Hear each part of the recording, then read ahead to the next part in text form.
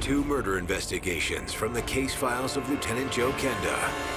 First, a quiet evening is pierced by gunfire. Please, Don. He's been shot in the back, and it exited his chest. Lieutenant Kenda is on the hunt for a faceless gunman with a mysterious motive. Our question is, why did this happen? Did he make somebody mad? Was he at the wrong place at the wrong time? That name hit me like a slap in the face. You don't come out, we're coming in. Then, an attempt to settle a score turns fatal. Do I know you? Whoa! At that moment, I was very upset, pissed off. Jealousy and rage and possession. It's a pretty bad cocktail. Murder's like the economy. It goes up and down. You have good years, bad years. Something I've always found interesting, when murder is down somewhere, it's down everywhere. It's almost as if there is a national biorhythm. But could I explain that? No.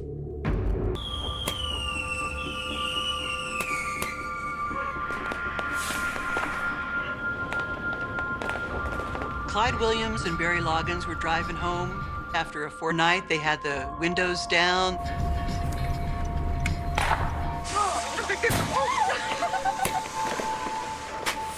July 4th in Colorado Springs area, there's a lot of people out celebrating early, celebrating late, running fireworks all the time.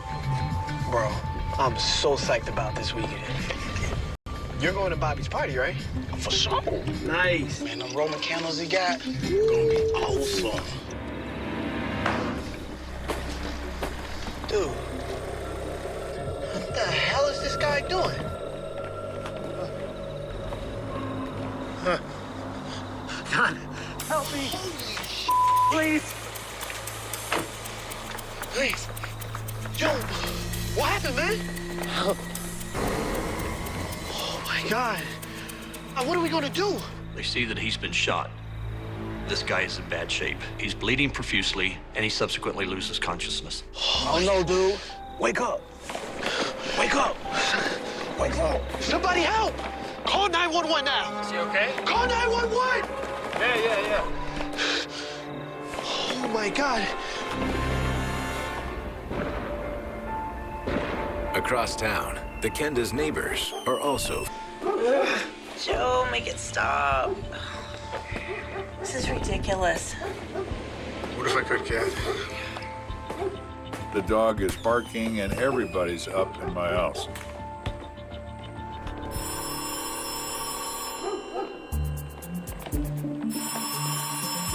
Well, we certainly know who that is at 2:15 in the morning. It's Canada. Potter and San Miguel. I'll be right there. Sorry, Kat. Be safe, honey. I will. Normally, I'd bury my face in my pillow at 2 in the morning, but on this night, I would take any excuse to escape that racket.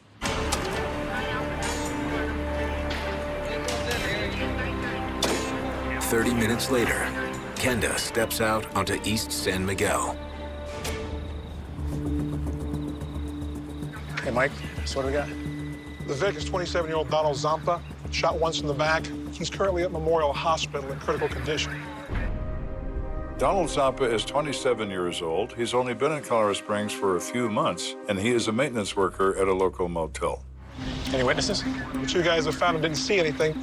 Now we are. It's that guy right here, huh? Right there. The crime scene itself is bloodstained, of course, and there's some medical waste laying around, and also the shirt and sport coat worn by the victim.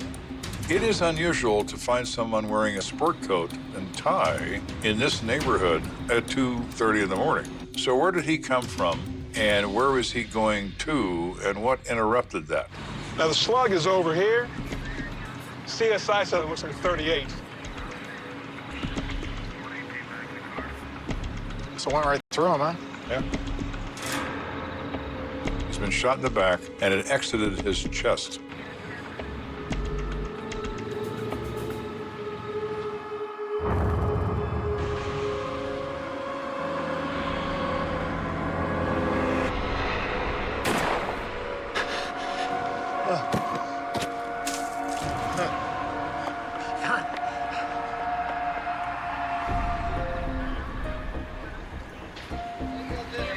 have been a robbery. Did you find any money on him? You know, I thought the same thing, except that his wallet's still in his pants right there, with 20 bucks still in it. Huh. Well, that's strange. If this is a robbery, why wouldn't they have taken his wallet? It could be an intentional assault against Donald Zampa for someone, some enemy of his. At this point, we have many more questions than we have answers. Hey, Sergeant. Got the kid called in the shooting if you want to speak to him. Sure, where is he? It's right down here. Chris Powell's a white male, about 18 years old, kind of small in stature. Can you tell us what you're doing out here tonight? Yeah. Well, I wasn't out. I was at my buddy's place down the street. What were you doing there? I'm staying there. I came from Ohio, so I'm kind of figuring out the job situation. You know, it's really hard these days. Yeah, I understand. But tonight, how'd you end up calling the police? He tells us that he hears a gunshot. He looks out, he sees the victim down and sees two other people running up to him to help. So I figured the best thing to do was call you guys. So you didn't see the shooter or anyone suspicious? No, sir. No, sir. You look extremely nervous, Mr. Powell. Is there more to this story that you're not telling us? Is everything all right, Chris? Yeah, I'm fine. It was just crazy to see, you know? That's all. Is that guy gonna be okay? We don't know. Thank you. Here's an 18-year-old, probably has never seen somebody shot. He may not be hiding anything, but we, being cops, are gonna question that. Hey, Sergeant. We just got word from the hospital. Victim's conscious. Okay, good. I'm gonna take a ride over to Memorial. I want you to go ahead and supervise the rest of the canvas. I'll be right back. You got it. This is good for us. There might be something he could tell us that'll help clear up this matter.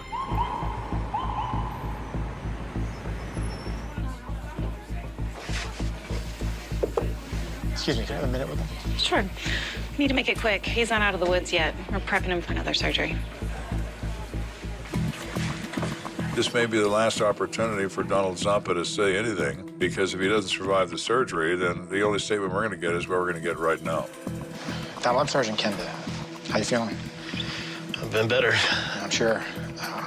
Listen, I need you to remember everything you possibly can about what happened tonight. Okay. I went to Graham's for a drink and to watch the game. Graham's was more of a neighborhood bar where people hung out. People knew each other, and Donald was a regular customer. He tells us that he left the bar and he was walking home.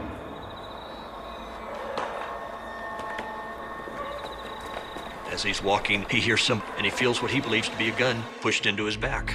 Keep your hands up and get on your knees. Come on, man. Easy. I had no idea what was happening, so I just did whatever the guy told me.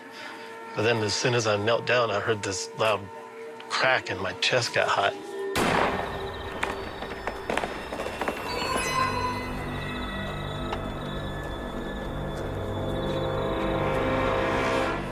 Then everything went numb and I couldn't move. So, of course, we asked Donald, do you have enemies? Is there somebody out to get you? He said, oh, no, I don't make enemies. I make friends. So that eliminates the possibility of most likely a known person to him. This is someone that doesn't know him at all. Sergeant, it's time to head out. All right, just one more question. Is there anything at all you can remember about this guy? Yeah, actually. He had an accent, maybe like a Hispanic accent. All right, well, thank you. Sorry, Kenda. I understand.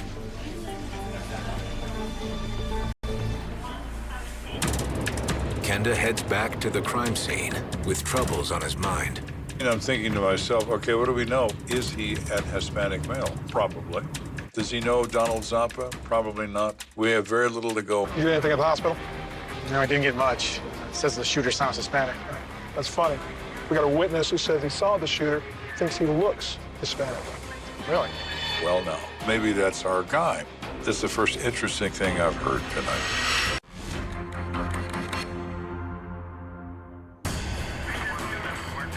We're working on the shooting of 27-year-old Donald Zampa. All we know is his shooter sounded Hispanic. But now we have a witness who claims to have seen the shooter. Our witness is Edward Esserly. He's living immediately adjacent to the scene. We were told you saw something tonight? He reports that he has been up and down during the night because in the last several days, they've been having problems in this neighborhood with break-ins of cars.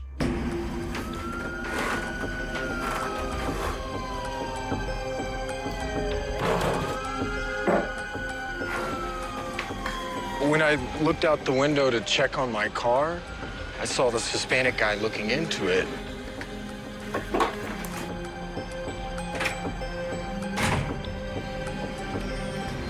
But when I got outside, the guy was gone. And then I heard the gunshot, and I got the hell out of there. So could that mean cars? And at that moment, he notices Mr. Zampa strolling down the street. And does he decide he needs to remove a potential witness? Don't turn around. Keep your hands up and get on your knees.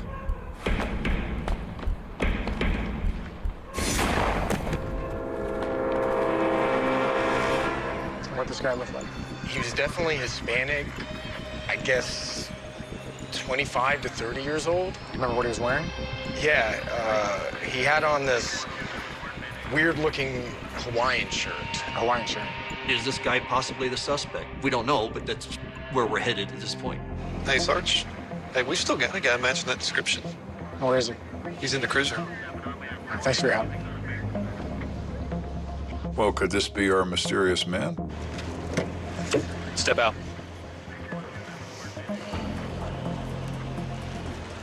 Tell us your name. Miguel Diaz. He does not have a Hispanic accent. He has no discernible accent whatsoever. That really kind of blows our theory out of the water, but we still look into him. So what were you doing out here tonight, Miguel? I was on my way home, and I heard a couple guys shout that someone got shot. Saw the guy lying on the street, so I ran off, found a payphone, called 911. Okay, well, we got some reports of a guy in a Hawaiian shirt peering into vehicles. Can you tell me about that? I just really like cars.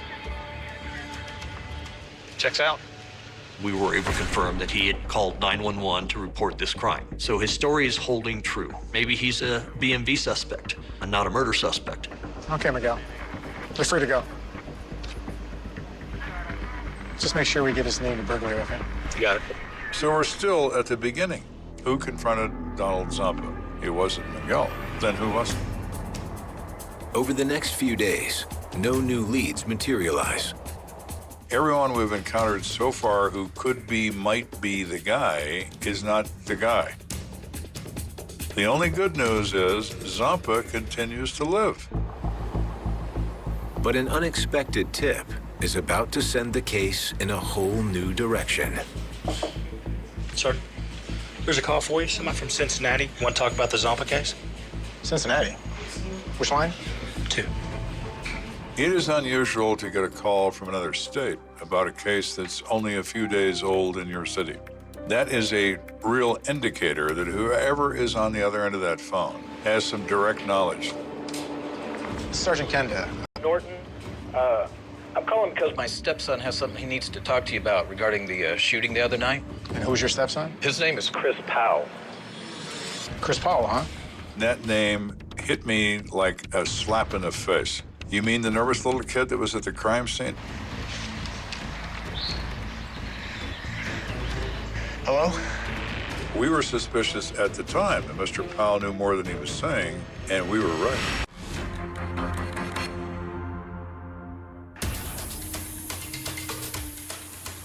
So the phone rings, and it's a call from Cincinnati, Ohio, and it is a wealth of information. Chris, this is Sergeant Kenda. Do you remember me? Yes. And you have something you need to tell me?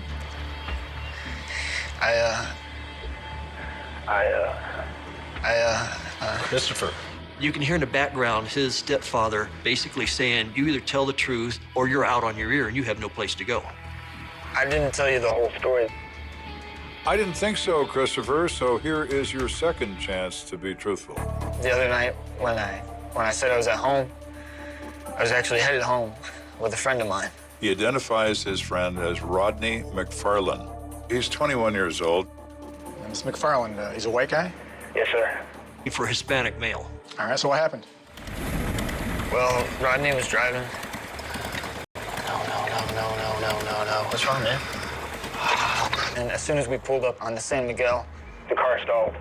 Oh, no, come on, you piece of crap. Rodney's upset because he didn't have any money to fix this car to make it run. And they both see this guy coming toward them on the sidewalk, wearing a suit and tie, and he's obviously drunk. Look at this fool. Rodney turns to Powell and says, I'm gonna get this guy. I'm gonna rob him and take his money. Oh, you can't just rob the guy, you know? What if you get caught, huh? Don't worry. This guy's my voice. And he told me he was gonna speak in a Hispanic accent, so the guy wouldn't be able to identify him. Chris Powell's explanation for the accent gives newfound credibility to his story. The only person who knew that was the victim, and the only way you could know it is if you were standing there like you said you were. I absolutely believe Mr. Powell has come forward, finally, with the truth. So what happened next? Well, he ran up to the guy. I heard a bang, and I just started running. You know, now listen, I tried to do the right thing, you know, by calling the police. So, I'm back here with my folks in Cincinnati. Chris wanted to do the right thing, and he maybe needed that extra support from his family to come forward and give that information. Despite Chris Powell's story, there's still one detail that doesn't add up. Do you know why Rodney shot the victim instead of taking his money? I don't know. I couldn't even believe he did it. So you know where the gun is? Yeah.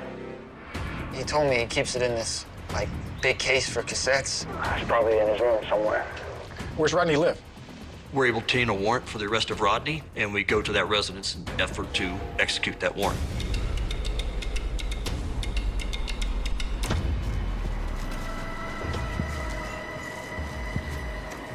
You make an assumption that Rodney is armed and he's going to resist, so you approach guns drawn.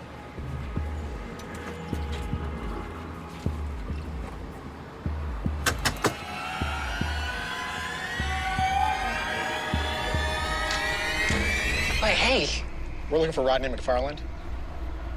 My brother? He ain't here.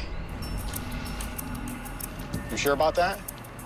Harboring a fugitive's a felony. Mr. McFarland, where is your brother? If Joe Kenda tells you, you're gonna... He's in the back. Step aside.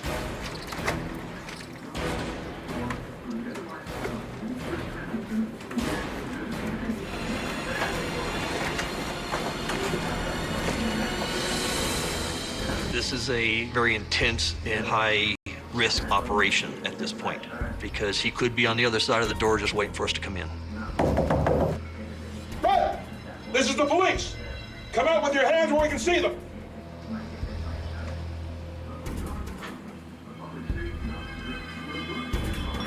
You don't come out, we're coming in. And you won't like what happens next when we come in. Let me see your hands. I didn't mean to. Go ahead and cuff him. Rodney doesn't want to engage. He is just frightened. Turn around. Where's he going, Rodney? I don't know. I want a lawyer. All right, get him out of here. Go. Fine, that is your constitutional right, Mr. McFarland. But right now, you're going to jail. Let's find that gun.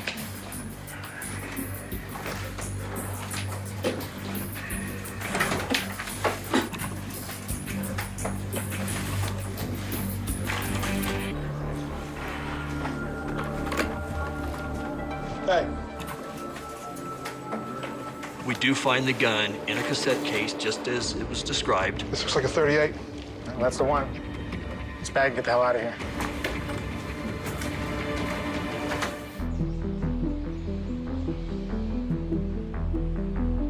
Although Rodney McFarland refuses to talk, ballistics testing on the gun does all the talking Kenda needs. The gun is determined to be the weapon that fired the shot that entered and exited Mr. Zampa, and further, the weapon is defective. It would easily fire without touching the trigger. It's a defective piece of crap, is really what it comes down to. And if you think about our case, it could very well be just that. The defective gun caused this to be a shooting as opposed to just a robbery.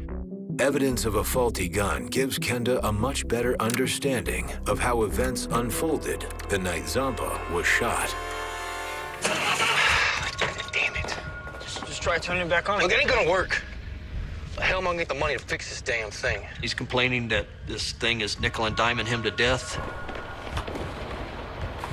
And Mr. Zampa comes walking down the street in his coat and tie and looks like he might have a few dollars on his person. McFarland has no knowledge of a victim of opportunity. Look at what he's wearing. He's definitely got some cash. Hey, whoa, what the hell, man? What are you doing? Don't worry. This guy's my voice. Wait, Rod, stop. Don't turn around. Whoa. And Rodney McFarland is not Hispanic by any stretch of the imagination, but he used that accent to throw off the victim. Keep your hands up and get on your knees. Come on, man. Okay, now give me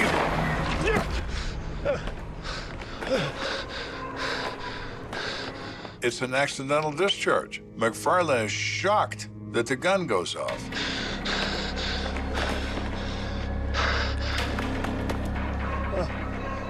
God, help me. Please.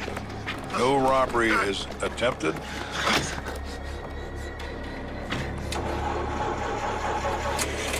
Now it's run away. It wasn't his intent. It was an accident, but it was an accident committed in the course of a criminal episode, which still makes it a crime. Rodney McFarland pleads guilty to attempted aggravated robbery and is sentenced to 10 years in prison. There is a happy ending to this story, because even though Donald had all these cards stacked against him, he survived. He went on to fully recover and happily marry and have children and grandchildren. That would give you a whole new perspective on life, I think. Armed robbery is one of the only violent crimes where the victims are selected at random. In the case of Donald Zampa, what was his crime? Being in the wrong place at precisely the wrong moment. He's just a very lucky guy. He lived through it. Many don't.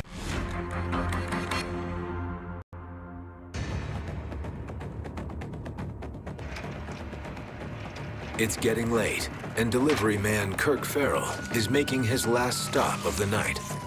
Kirk Farrell is a convenience store delivery man. He goes in late nights to multiple stores, takes out the old products, bring in new products, and he hears two cars pull up. Hey! There's a sound of a disturbance, people yelling. Hey, dude, chill. The voices are getting more raised and the situation is getting more tense. And all of a sudden, he hears a shot. Stop. He starts to take cover behind his truck. And at that time, he hears a second gunshot. I'm sure he was scared and very confused. It's not like he can just call 911. He's gonna have to go back into the store to do that. Within the hour, Lieutenant Joe Kenda pulls up to the scene of the city's 23rd homicide of the year. In 1991, we had an exceptionally high number of homicides for the size of city at that time. This particular case was one short of a record of 24 set in 1974.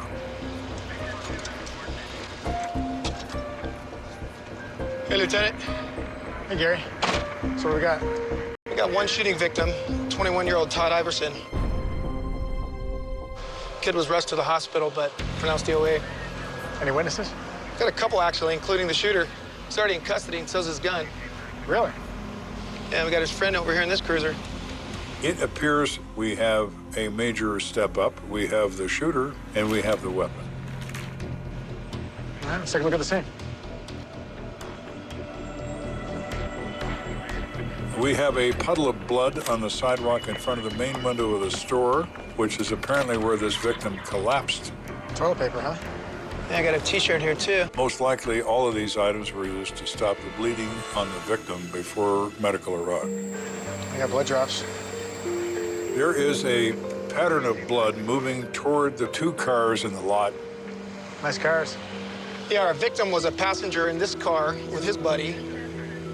And our suspect was driving this car with a friend of his. All right, I'm gonna take a look in the victim's car. Why don't you take the suspects? You got it.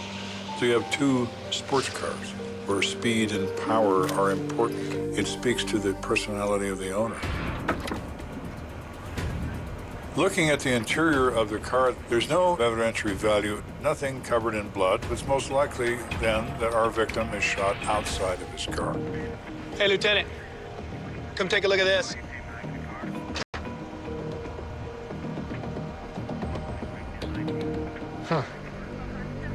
In the trunk, we find 41 expended casings neatly placed into an ammunition box. What's the shooter's name? Scott Sneed. Well, Mr. Sneed obviously has experience with a gun. It is not uncommon for people who routinely shoot. They recover their expended casings for purposes of reload. Check this out. Kid's on the Olympic development shooting team. Okay. Dual skill in that he is a very good marksman. And he's involved in kind of that pre-Olympic program here. This kid's probably a better shot than all of us. Yeah.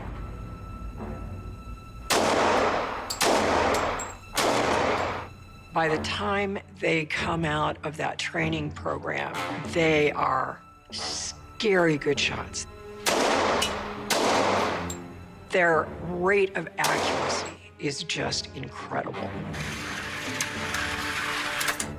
So, Mr. Sneed is very good with a gun. If he is going to shoot you, he is going to kill you. And Mr. Iverson has discovered that the hard way.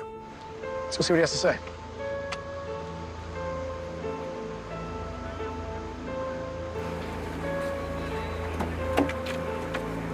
My first impression of Mr. Sneed is he's a scrawny little kid. His identification says he's 18 years old. He looks like he's 12. What were you and your buddy up to tonight? Well, I mean, we were just out for a late movie, and we got hungry, and we knew that this was going to be the only place that was open. He says they were just going to run in, grab some food, and head on home. Man, I'm starving. Me too. Hey. That's a good... Yeah, what? Do I know? Whoa, hey, chill, bro. What's your... Just rushed me out of nowhere. I had no choice. I had to defend myself. Okay, do you know Todd Iverson? I mean, why would he come at you like that? I've got no clue. I've never seen that guy before in my life. Okay. The mere fact that Mr. Sneed reports that he doesn't even know this guy leaves an enormous shadow of doubt in his claim of self-defense.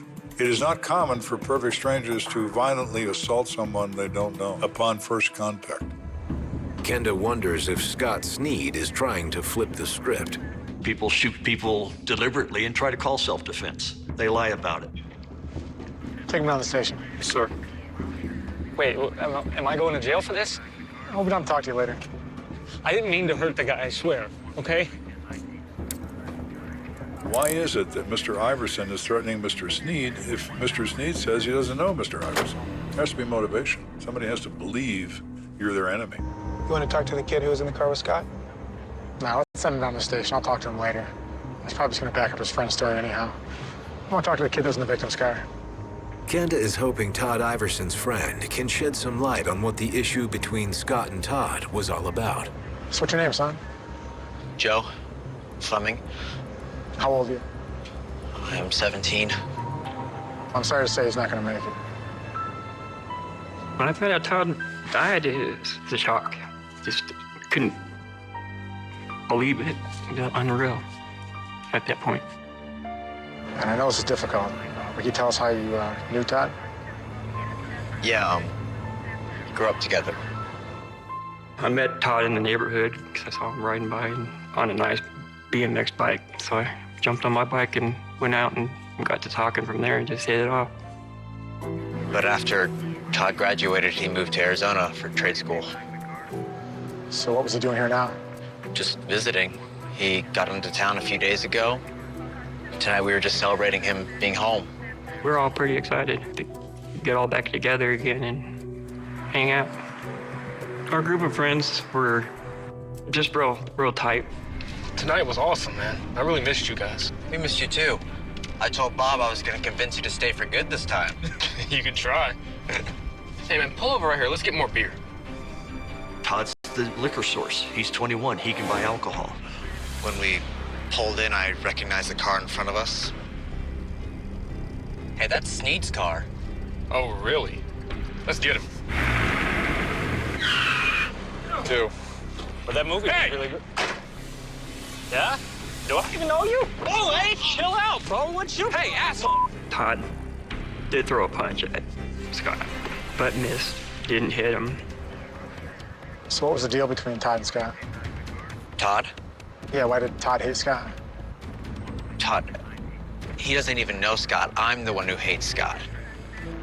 So we are thinking random act of violence doesn't make any sense. Well, now it makes sense. Now it makes perfect sense.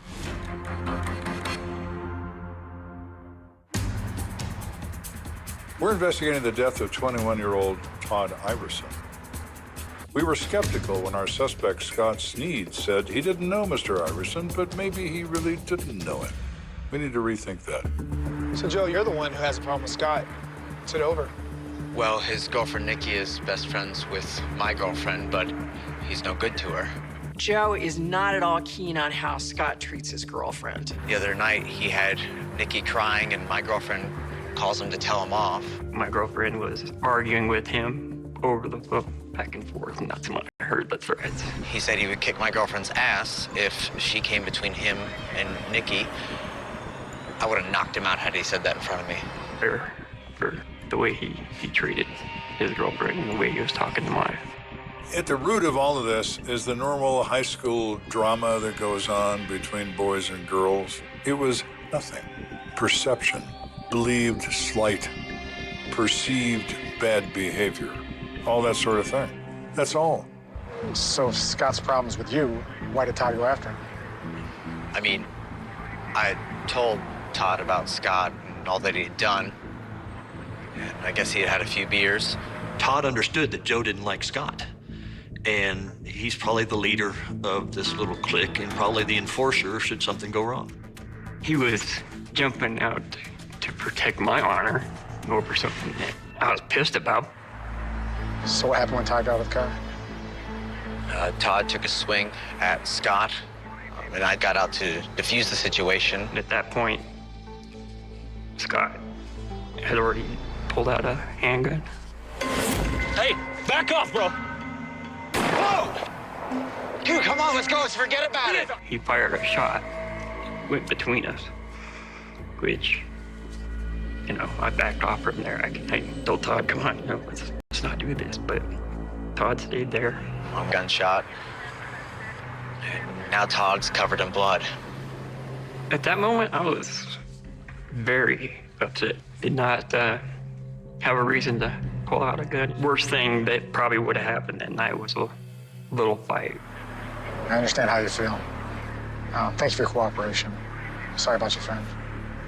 Joe Fleming's story is eye-opening and ultimately lends credence to Scott Sneed's claim of self-defense. Mr. Iverson is much bigger than Mr. Sneed.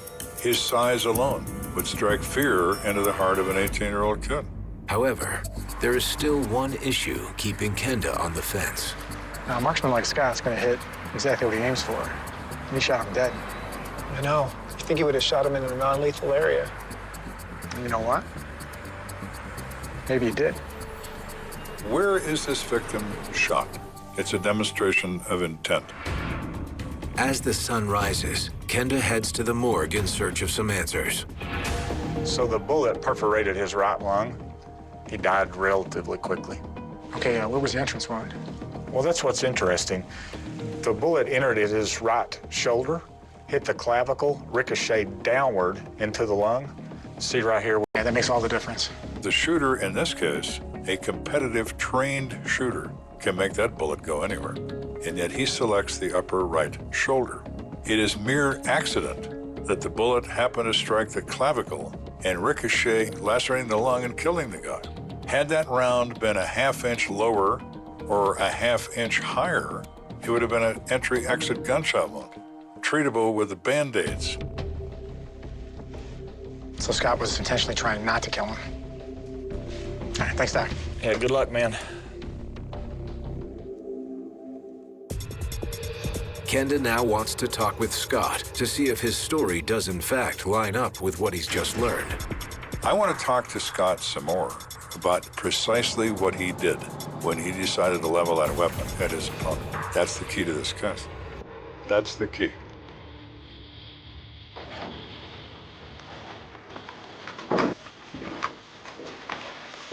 How you doing, Scott? Not so good. That guy died? Yeah, he did.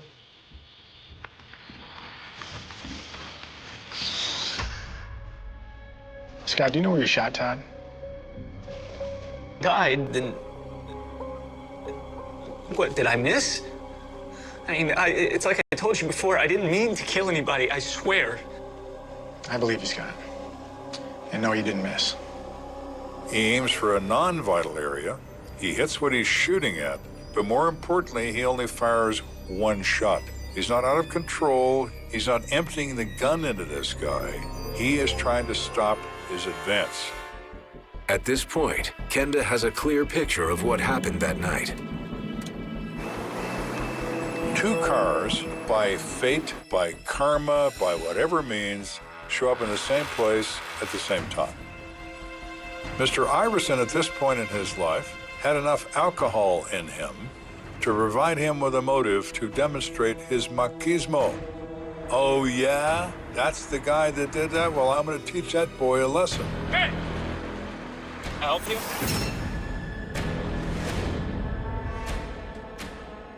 Todd tries to strike him. He actually misses. Hey, chill out, bro. What's your problem? Hey, asshole. You want something? Hey, Todd, man. Get off me, bro. Hey, back up, bro. Hey, what are you gonna do with that, huh? What are you gonna do? Back up! Scott, in fear of his own personal safety, stopped. Mr. Iverson, the victim, ignores. He continues his behavior. Back up, man. Just forget about it. He is a bitch. He's not gonna shoot. I'm telling you, stop! Mr. Sneed pulls up that gun and puts one in his right shoulder.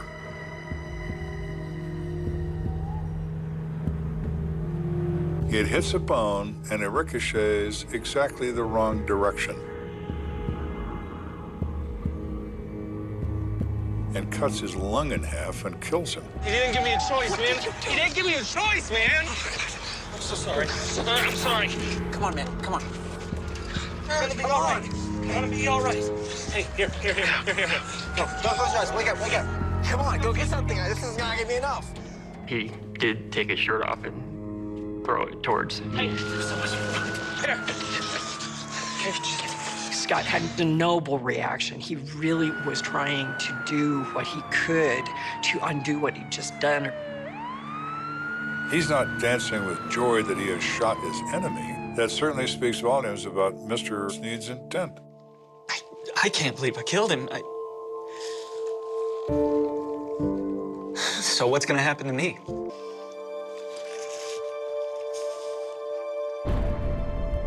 Scott Sneed is charged with manslaughter. But when the district attorney takes the case to a grand jury, they come to a different conclusion. The grand jury comes back indicating that they did not feel that Scott acted in a criminal manner, but he acted in self-defense. So all charges were dropped.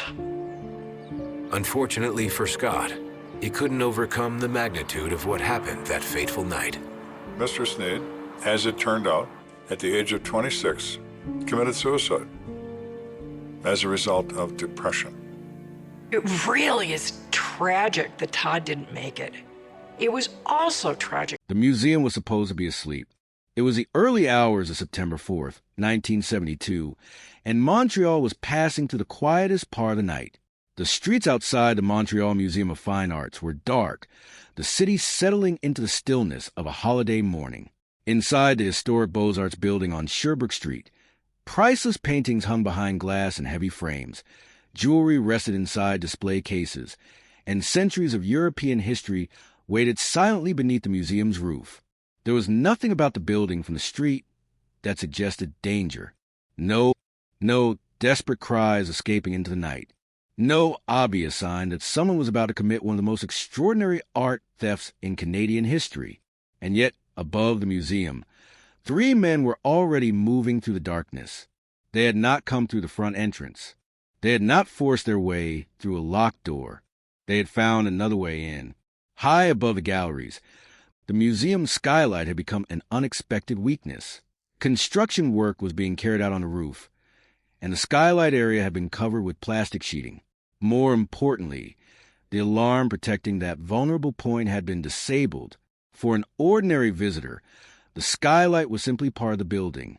For 3 men who had studied the building from the outside, it was an opening, a way down, a way into the heart of the museum, and possibly a way to walk away with millions of dollars in art. The 3 men approached the western side of the museum, near St. Andrew and St. Paul Church. One of them had climbing spikes attached to his shoes, the kind of equipment associated with workers who climbed utility poles. He climbed a nearby tree and used it to reach the roof. From there, a ladder was lowered for the other 2.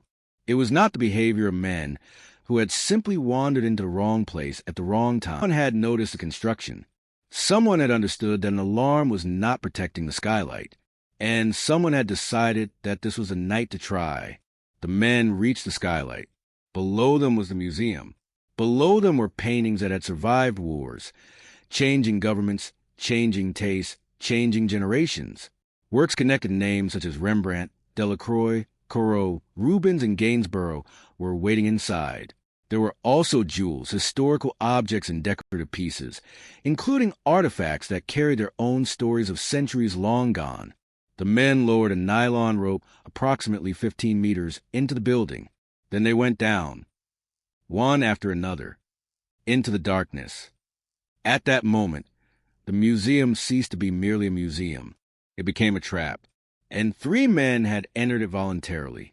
At approximately 1:30 in the morning, one of the museum's guards was walking toward the kitchen to get some tea. He had no reason to believe anything was wrong. There was no warning, no alarm, no indication that anyone had breached the building. Then he saw them. 2 masked men, both wearing ski masks, both with long hair visible around their faces. One of them was carrying a gun that should not have existed inside a museum in the middle of the night. The gunman fired 2 shots into the ceiling, not at the guard, not at a painting, not at another person, into the ceiling. The meaning was unmistakable. The guard was not being invited to cooperate. He was being given a choice between obedience and something far worse. The guard was forced to the floor. The other 2 guards heard what was happening and came toward the disturbance. They never got the chance to intervene. They too were captured. Within moments, 3 people who had been responsible for protecting the museum were no longer in control of their own movements. They were tied up, gagged, and taken to an auditorium. One of the intruders remained behind to watch them. The other 2 disappeared into the galleries. That was when the real theft began. Imagine the silence of those rooms. Paintings hanging where they had been placed by curators.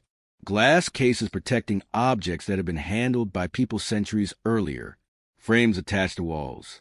Jewelry displayed under controlled lighting. And then, suddenly, hands began taking them down.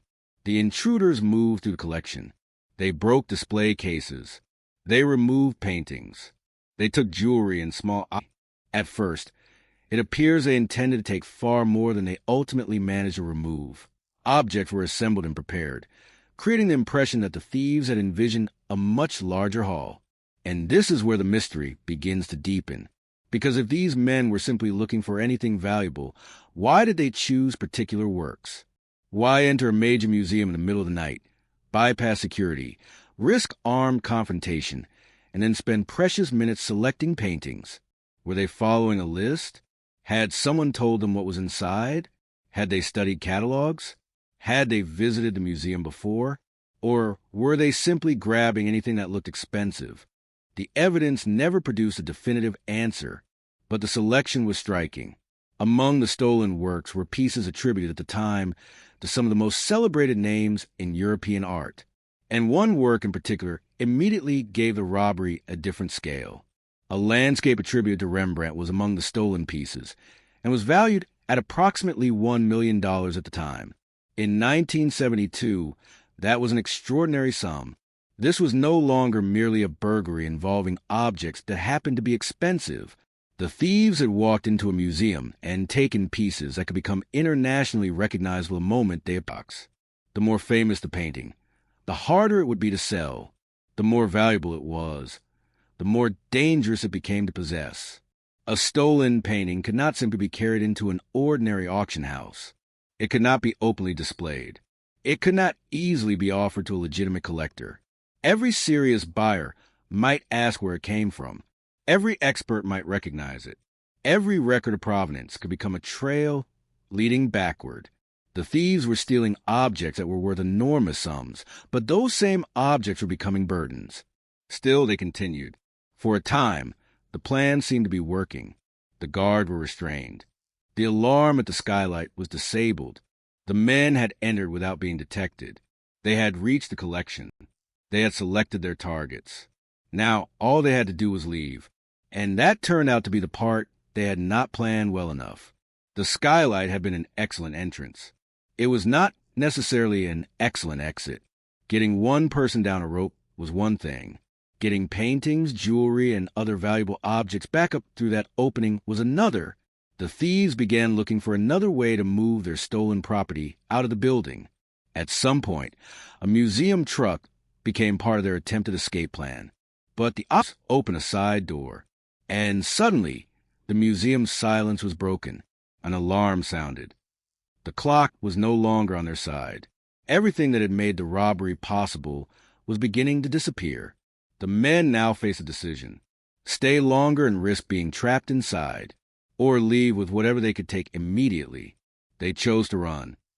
The robbery that had begun with careful movement across a roof was ending in a hurried escape, and when the museum was finally secure enough for investigators to enter, the scale of what had happened became visible. Display cases had been smashed. Frames had been disturbed. Paintings were missing from the walls. Jewelry and small historical objects were gone. The galleries carried the unmistakable signs of a place that had been searched and stripped. But there was another detail, something almost as revealing as the objects that had disappeared.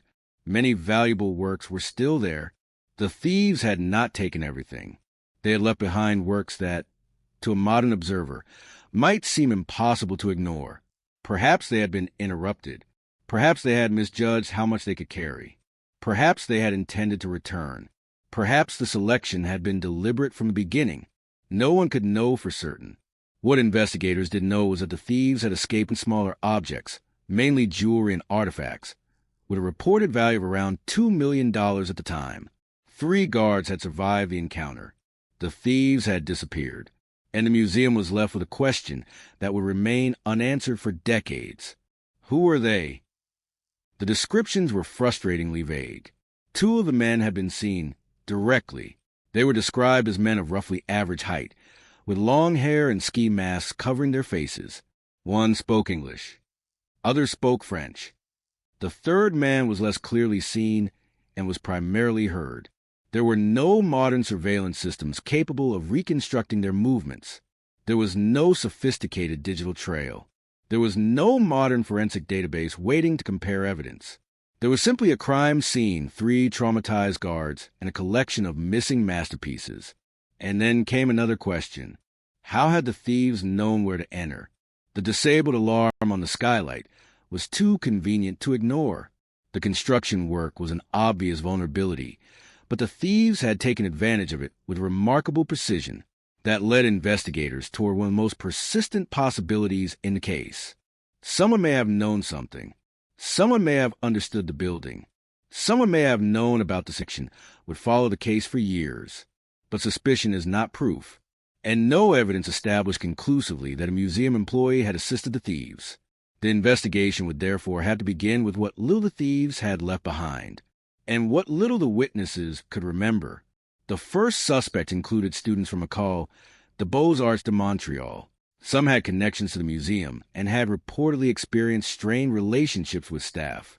Police watched 5 students for approximately 2 weeks. Nothing came of it. The students did not provide the answer. The case remained open. Then, just when investigators were beginning to understand how difficult the mystery might become, the thieves made a mistake. They came back. Not physically, but through the telephone. Days after the robbery, the museum received contact from someone believed to be connected with the theft. A museum employee was directed toward a public telephone near McGill University. There, another call was made. The instructions were strange. The recipient was told to find a discarded cigarette packet lying on the ground. Inside was a piece of jewelry stolen from a museum. It was a message, a demonstration. The thieves were saying that they still possessed the stolen property, and they would negotiate. Soon, a brown envelope arrived. Written on it were the words, Port of Montreal. Inside were photographs of stolen artworks. The museum's director gave the mysterious caller a name, Port of Montreal. The thieves demanded $500,000. Later, that demand was reduced to approximately $250,000. The robbery had changed. It was no longer simply about entering a building and escaping with stolen art. Now it was a negotiation, a dangerous negotiation between criminals who wanted money, a museum that wanted its collection back, and police officers who wanted the criminals to reveal themselves. And there was one thing the thieves did not seem to understand. Every contact they made created another opportunity for investigators to study them. Every message could contain a clue. Every meeting could become a trap. The museum demanded proof that the people making the demands truly possessed the stolen works. One painting was used as that proof, landscape with vehicles and cattle. At the time, it was attributed to Jan Bruegel the Elder. The painting was placed in a locker at Montreal's Gare Centrale. The museum recovered it. But even that recovery contained a strange twist. Later examination determined that the work was not by artists associated with his school or workshop. The thieves had stolen a painting. The museum had recovered a painting. But even the identity of the artist had changed beneath the surface of the case. Then police tried to turn the negotiation into an arrest. A meeting was arranged. A police officer was prepared to work undercover as an intermediary. The money was prepared. The location was selected.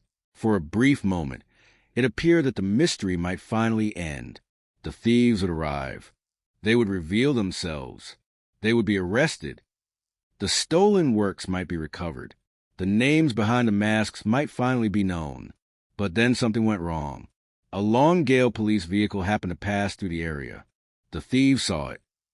They became suspicious, and they fled. The following day, they contacted the museum again, angry because they believed they had been set up. Then the communications stopped. The case fell into silence. Years passed. The names of the thieves remained unknown. The missing paintings did not return. The case became one of those stories that investigators can never quite close, because the central evidence is not gone. It is simply somewhere else. A painting can disappear into a private room. A piece of jewelry can move for 10 years, 20 years, 50 years. And unlike cash, a famous painting carries a strange burden. It wants to be seen. Its very value comes from recognition. But recognition is precisely what makes it dangerous to sell. So the stolen works entered a shadow world. They could be hidden. They could be moved. They could be passed quietly from one person to another. But they could not easily return to the legitimate market. And that may be why the case endured for so long. The museum could wait. The police could wait. Collectors could wait. The thieves could wait. But somewhere in the world, perhaps in a storage room, perhaps in a private collection, perhaps in a place no investigator ever thought to search, the missing works could still exist. More than half a century later, that possibility remains one of the most haunting elements of the Montreal Museum heist. 3 men entered through a skylight. 3 guards were taken hostage. 18 paintings and dozens of smaller objects disappeared. 1 painting came back. Most did not. The thieves tried to sell fear, secrecy, and stolen history back to the institution they had robbed. They almost allowed themselves to be caught. Then they vanished. And the museum was left with became more than evidence of a robbery. They became reminders of absence. For every missing painting, there was a question. For every unanswered phone call, another possibility. For every year that passed, another opportunity for the truth to become harder to find. And perhaps that is what makes this case so compelling. It was not simply the theft of paintings. It was the theft of history. A group of men entered a place designed to preserve the past, took pieces of that past, and disappeared into the future. They left behind no definitive names, no final confession, no courtroom revelation, only a trail of broken glass, empty frames, frightened witnesses, abandoned plans, and a handful of stolen objects that briefly surfaced before disappearing again. On that September morning in 1972, Montreal woke up to discover that one of its most protected cultural institutions had been penetrated in the middle of the night. But the strangest part was not that the thieves had gotten inside. The strangest part was that they got out.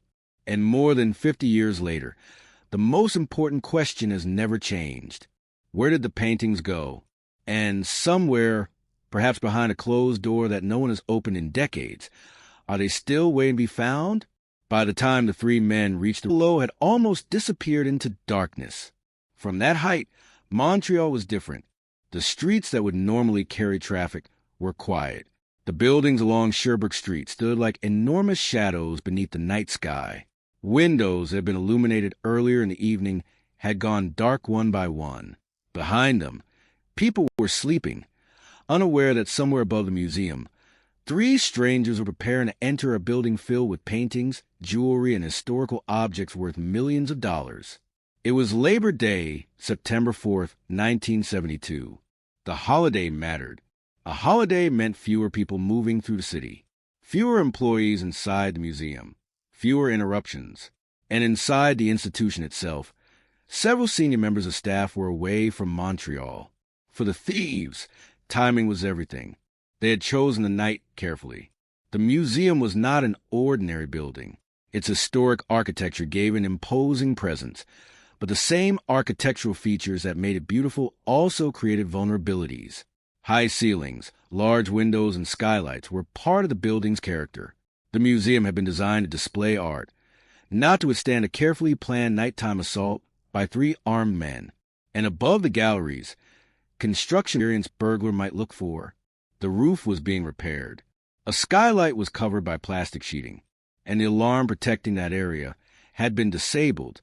That single detail will become one of the most important facts in the entire investigation. Somewhere, someone had noticed a weakness. The question that would haunt investigators later was whether the thieves had discovered it themselves or whether somebody had told them. There was no answer. Not then. Not decades later. The three men moved toward the western side of the building, near St. Andrew and St. Paul Church. They were not rushing. There was no reason to rush yet. A rushed criminal makes noise. A rushed criminal makes mistakes. A rushed criminal draws attention. These men had already reached the roof without being detected. That suggested patience, preparation, confidence.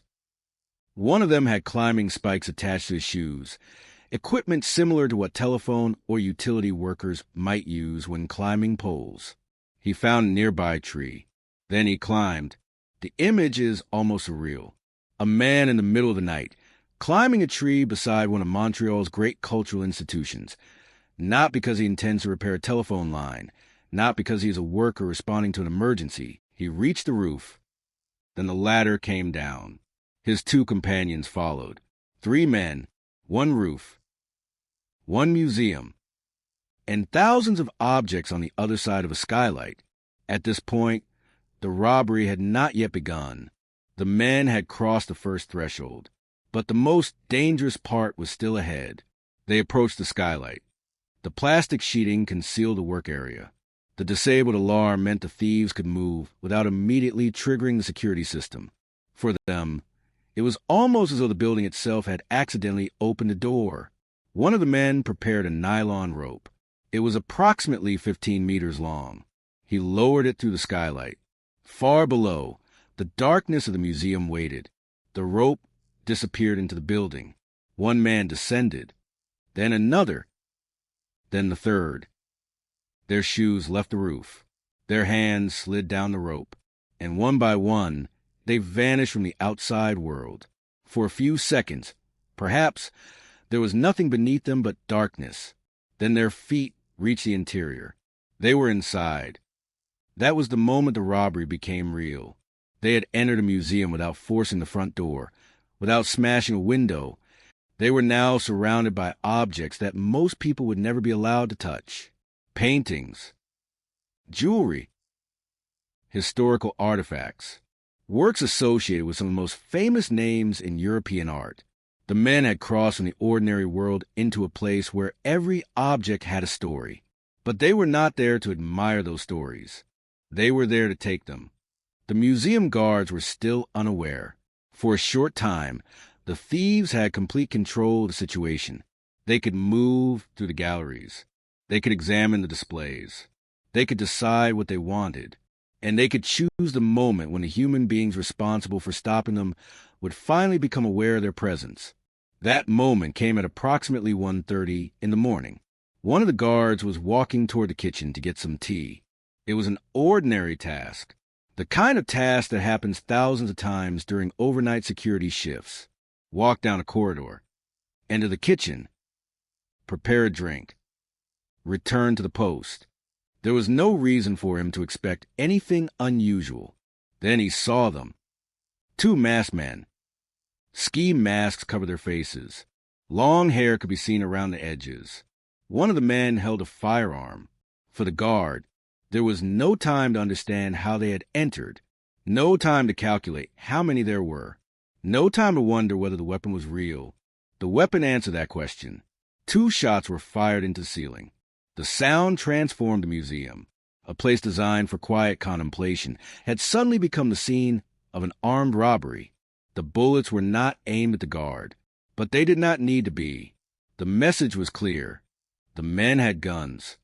They were willing to use them. The guard was forced to the floor. Whatever authority he had inside the museum disappeared instantly. He was no longer the person protecting the building. He was a hostage. The other 2 guards heard what was happening. They came toward the disturbance, and they were captured as well.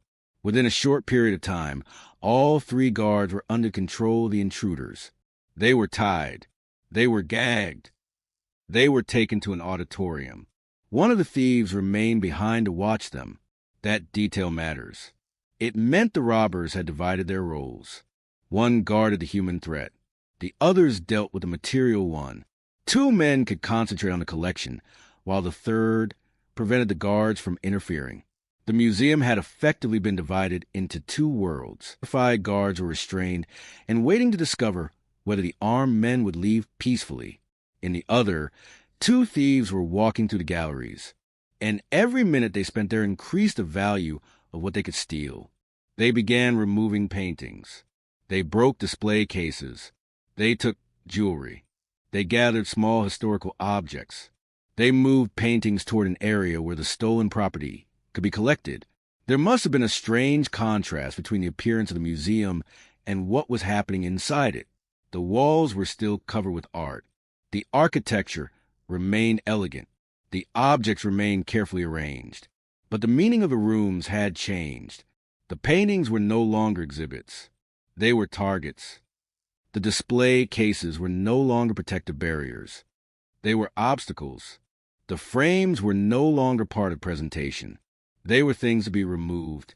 The thieves worked through the collection, and the more they gathered, the more complicated their escape became. This was the contradiction at the center of the robbery.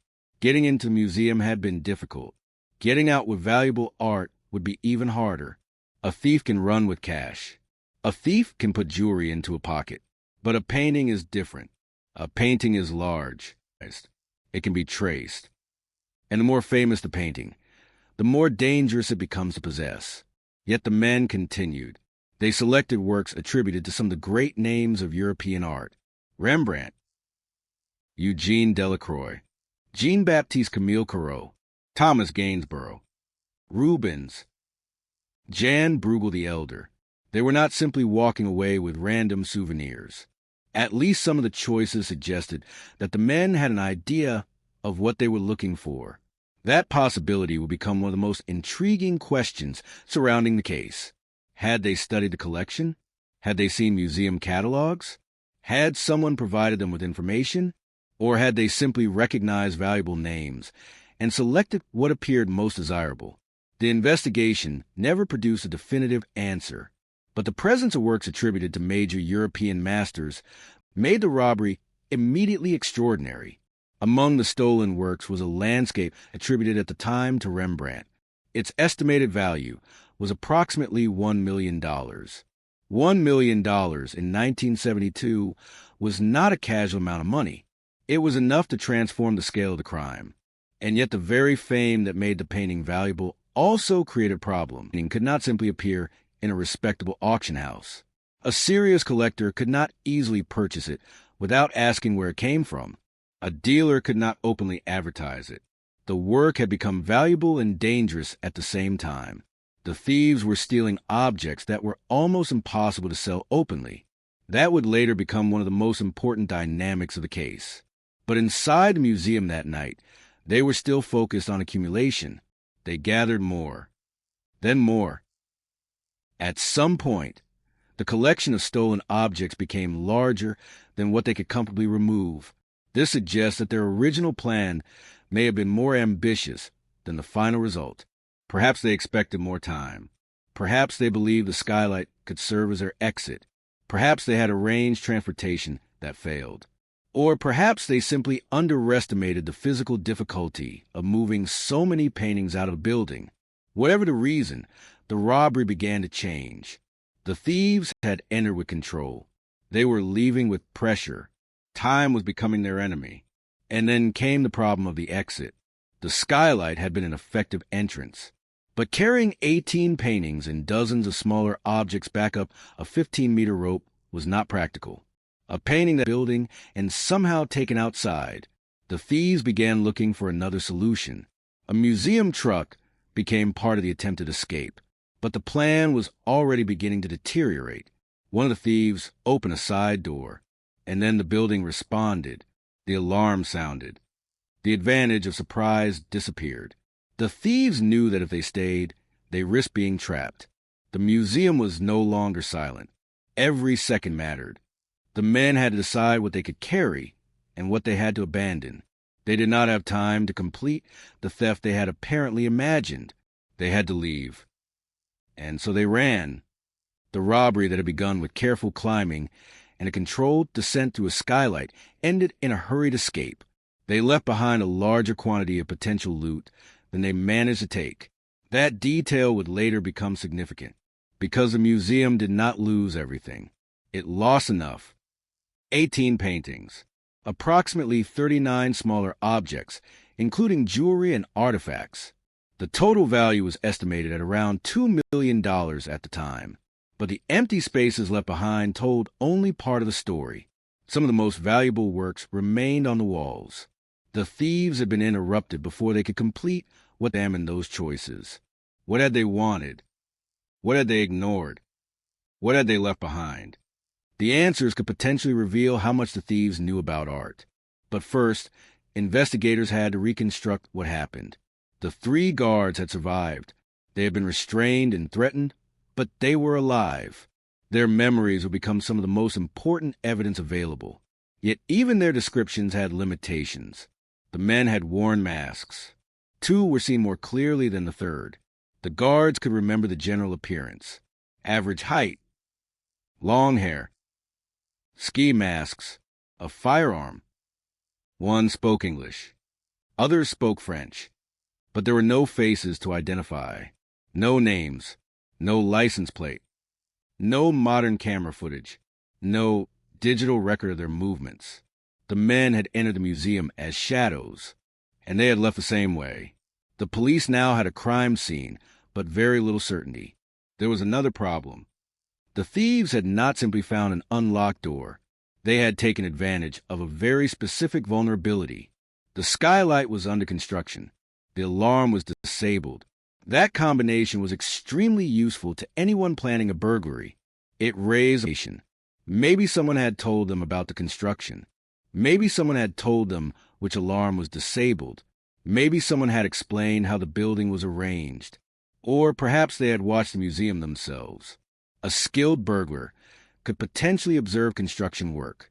A determined criminal could study the building.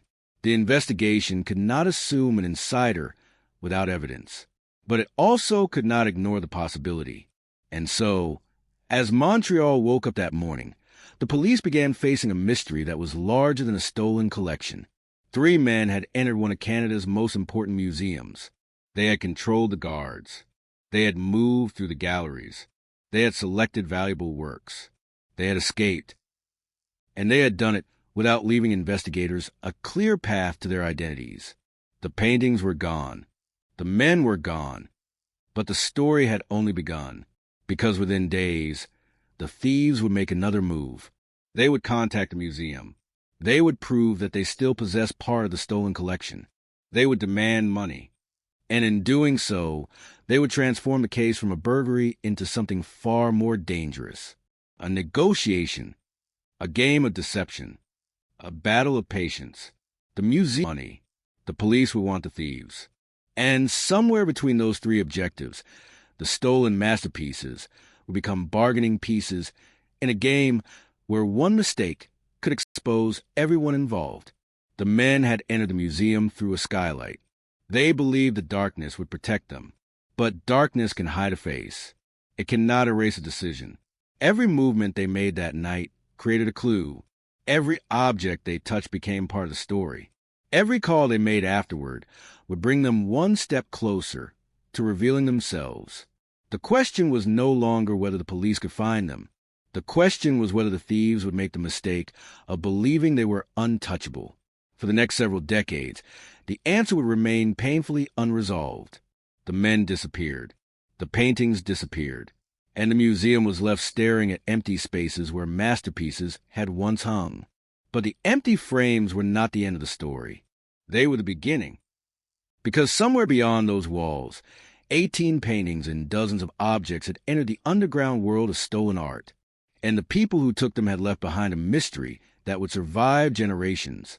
The night of September 4th, 1972, had begun with 3 men climbing toward a skylight.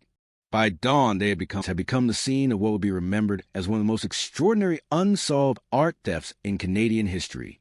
Morning did not arrive gently at the Montreal Museum of Fine Arts.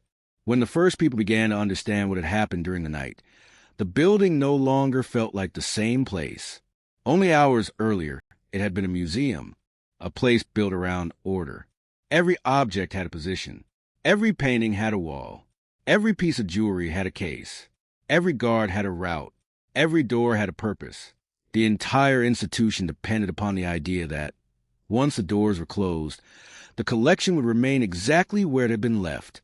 But now that certainty was gone. The first thing investigators could see was absence. A frame remained where a painting had been. A display case stood open. Glass lay scattered across the surface. A piece of jewelry that had been there the night before was no longer there. The building itself had survived. The paintings had not. That distinction would become the emotional center of the investigation. Because a museum can repair a broken window. It can replace glass. It can repair a damaged door. But when a painting disappears, the empty space can remain for years. And in this case, some of those spaces would remain empty for generations. The museum staff now had and see the unmistakable evidence of a crime committed while the rest of Montreal slept. The thieves had not taken everything. That made the scene even stranger. Some valuable works remained untouched. Some objects had been gathered and then abandoned. Other pieces had disappeared completely. It was almost as if the criminals had started with one plan and ended with another. Perhaps they had expected more time. Perhaps they had expected to escape through the same skylight. Perhaps they had believed that the guards would remain under control long enough for them to remove everything they wanted. But the alarm had changed the calculation. Whatever confidence they had possessed on the roof was gone by the time they left. The museum had become too dangerous, and the stolen collection had become too heavy. Investigators would eventually establish that the thieves had escaped with 18 paintings and approximately 39 smaller objects, including jewelry and artifacts. At the time, the combined value was estimated at roughly $2 million. $2 million. The number sounded enormous in 1972, but the number alone could not explain what had been taken. A stolen painting is not simply a commodity. It carries an identity. It has a history. It has a recognizable image. It has a place in catalogs and scholarly publications. A thief can hide money in a wall. A thief can melt jewelry.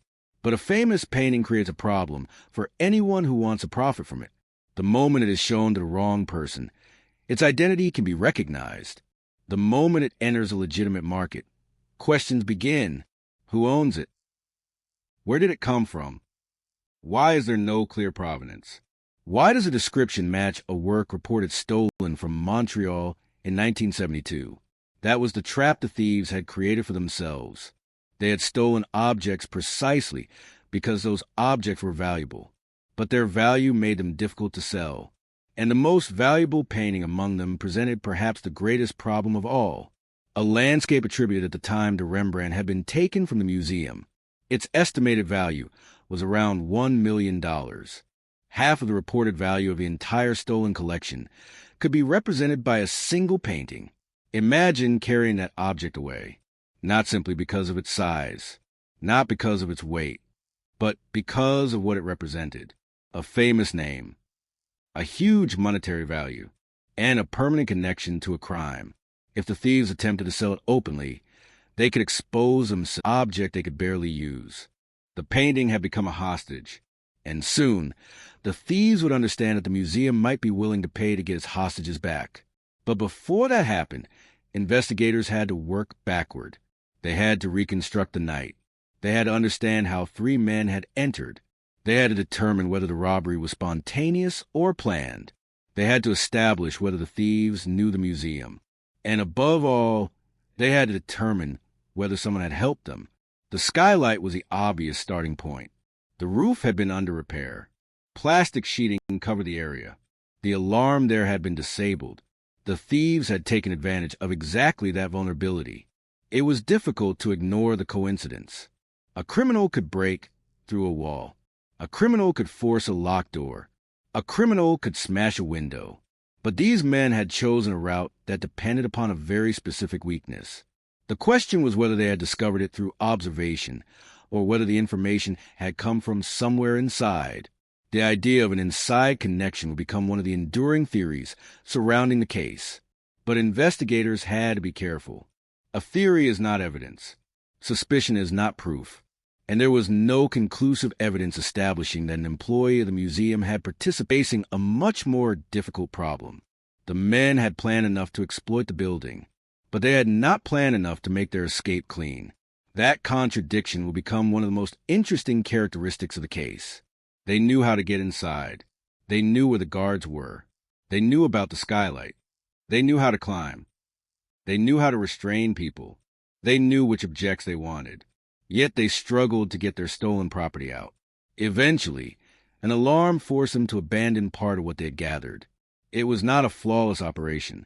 It was a robbery interrupted before the thieves could complete everything they had intended, and that meant investigators had something else to study. The things the thieves had left behind. Every abandoned object was potentially a clue to what they valued. Every untouched masterpiece could suggest what they did not know. Every broken display could reveal how quickly they had begun to panic. The crime scene became a kind of map. Investigators could walk through it and ask the same question again and again. What were these men thinking? There was no answer, only evidence. The 3 guards were among the most important pieces of that evidence. They had seen the intruders. They had heard their voices. They had been close enough to notice physical characteristics. Men were described as being of average height, with long hair and ski masks. One spoke English. Others spoke French. The 3rd man was not clearly seen. There was no modern camera system to fill the gaps, no facial recognition software, no digital access records, no sophisticated database capable of matching a partial description against thousands of photographs. The investigators had human memory. And human memory, especially after an armed confrontation, is imperfect.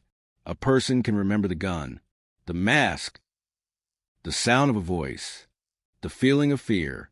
But remembering the exact shape of a face that was never fully visible is another matter. The thieves had understood that, whether consciously or not. The masks had given them one of the greatest protections available to a criminal in 1972. They could be seen without being identified. They could threaten without revealing their faces. They could leave witnesses behind who knew they had been there, but could not say exactly who they were. And then there was the question of age. Years later, art crime investigator Lan Lacourciere would suggest that the robbery appeared to have been organized by people older than the students initially suspected, perhaps men around 35 to 40 years old at the time, art students, partly because some had regular connections with the museum and reportedly difficult relationships with staff. Police watched them for approximately 2 weeks. Nothing emerged. No evidence connected them to the robbery. The students faded from the investigation, but the mystery did not. The stolen paintings remained somewhere beyond the museum. The thieves remained unidentified. And then came the first sign that the criminals had not simply disappeared. They contacted the museum. It was an extraordinary decision. They had already escaped. They could have remained silent. They could have taken their stolen property and vanished. Instead, they chose to return to the scene psychologically. A telephone call.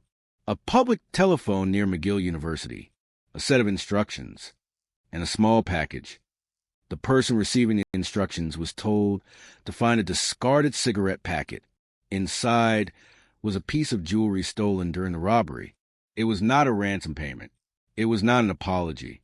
It was proof the thieves were demonstrating that they still had access to the stolen collection. They were also testing the museum. Would the institution negotiate? Would it pay? Would it involve the police? Would it risk losing the crime? The burglary was over. The negotiation had begun. Then another message arrived. A brown envelope. The words Port of Montreal were written on it. Inside were photographs of the stolen works. The museum's leadership gave the mysterious correspondent a name based on those words. Port of Montreal. The name would become attached to one of the strangest chapters of the case. The thieves demanded money. At first, they reportedly sought $500,000. Later, the demand was reduced to approximately $250,000. The reduction was significant.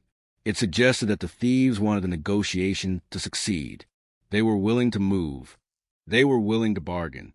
And that meant they were not simply interested in keeping the paintings. They wanted something the museum could provide: money. The museum, however, had something the thieves wanted even more: a way to recover its collection without permanently losing it. The relationship was now a dangerous balance. The thieves needed the museum. The museum needed the thieves. And the police wanted to place themselves between the two.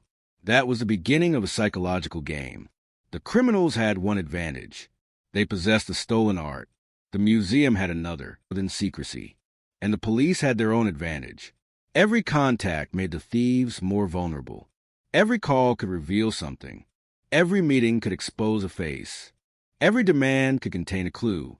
The criminals had entered the museum believing that the walls, the darkness, and the masks would protect them. Now, their greatest danger was not inside the building. It was the telephone. The first tangible proof came through landscape with vehicles and cattle, a painting then attributed to Jan Bruegel the Elder. The painting was left in a locker at Montreal's Gare Centrale. The museum recovered it. For a moment, it seemed like a victory. One stolen painting had returned.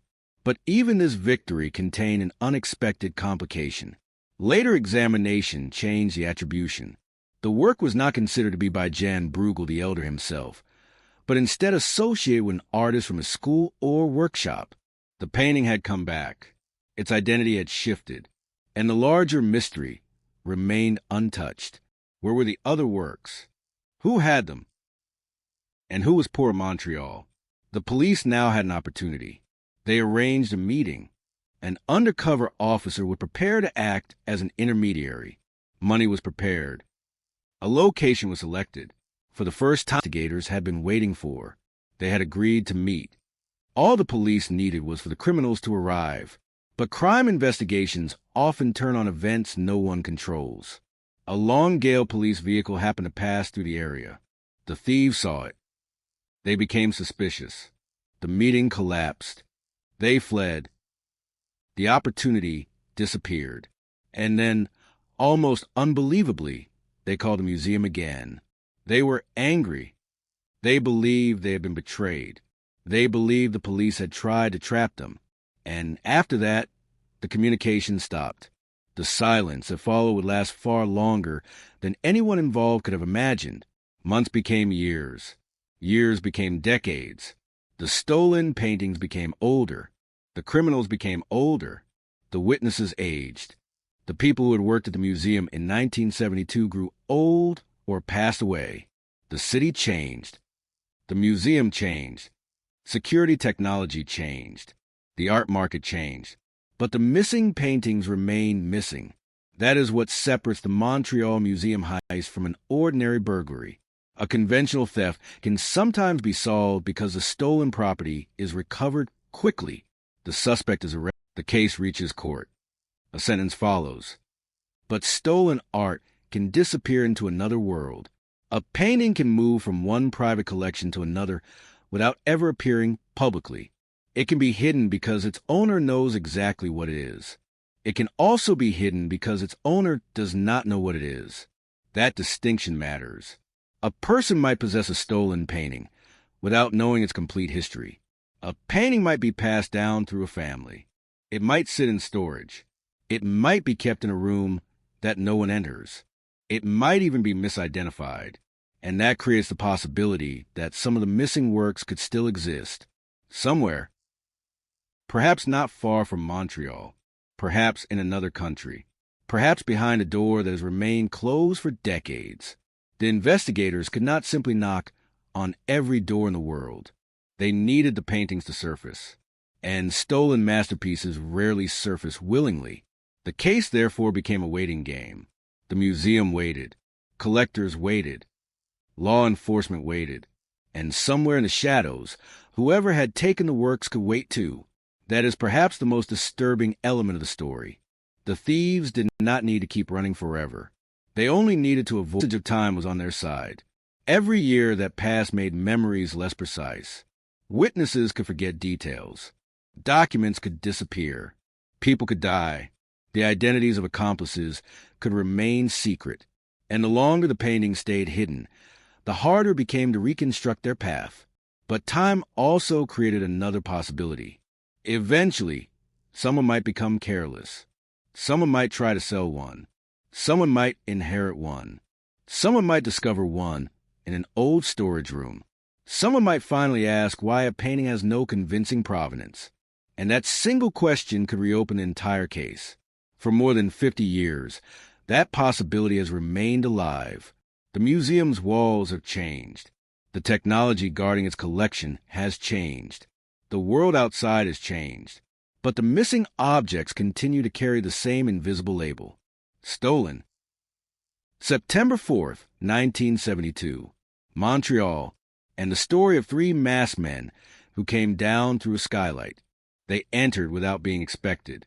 They controlled the guards. They moved through the galleries. They took pieces of European history. They escaped before police could arrive. Then they tried to turn those stolen pieces into money, and then they disappeared. No courtroom would bring the story to a definitive conclusion. No confession would reveal exactly how the plan had been organized. No final arrest would explain how the stolen works had traveled. Instead, the case became something else. A question suspended in time. The empty spaces inside the museum became reminders that history can be stolen and hidden. The missing paintings became ghosts without bodies. Their images survived in records. Their names survived in catalogs. Their stories survived in the memories of investigators.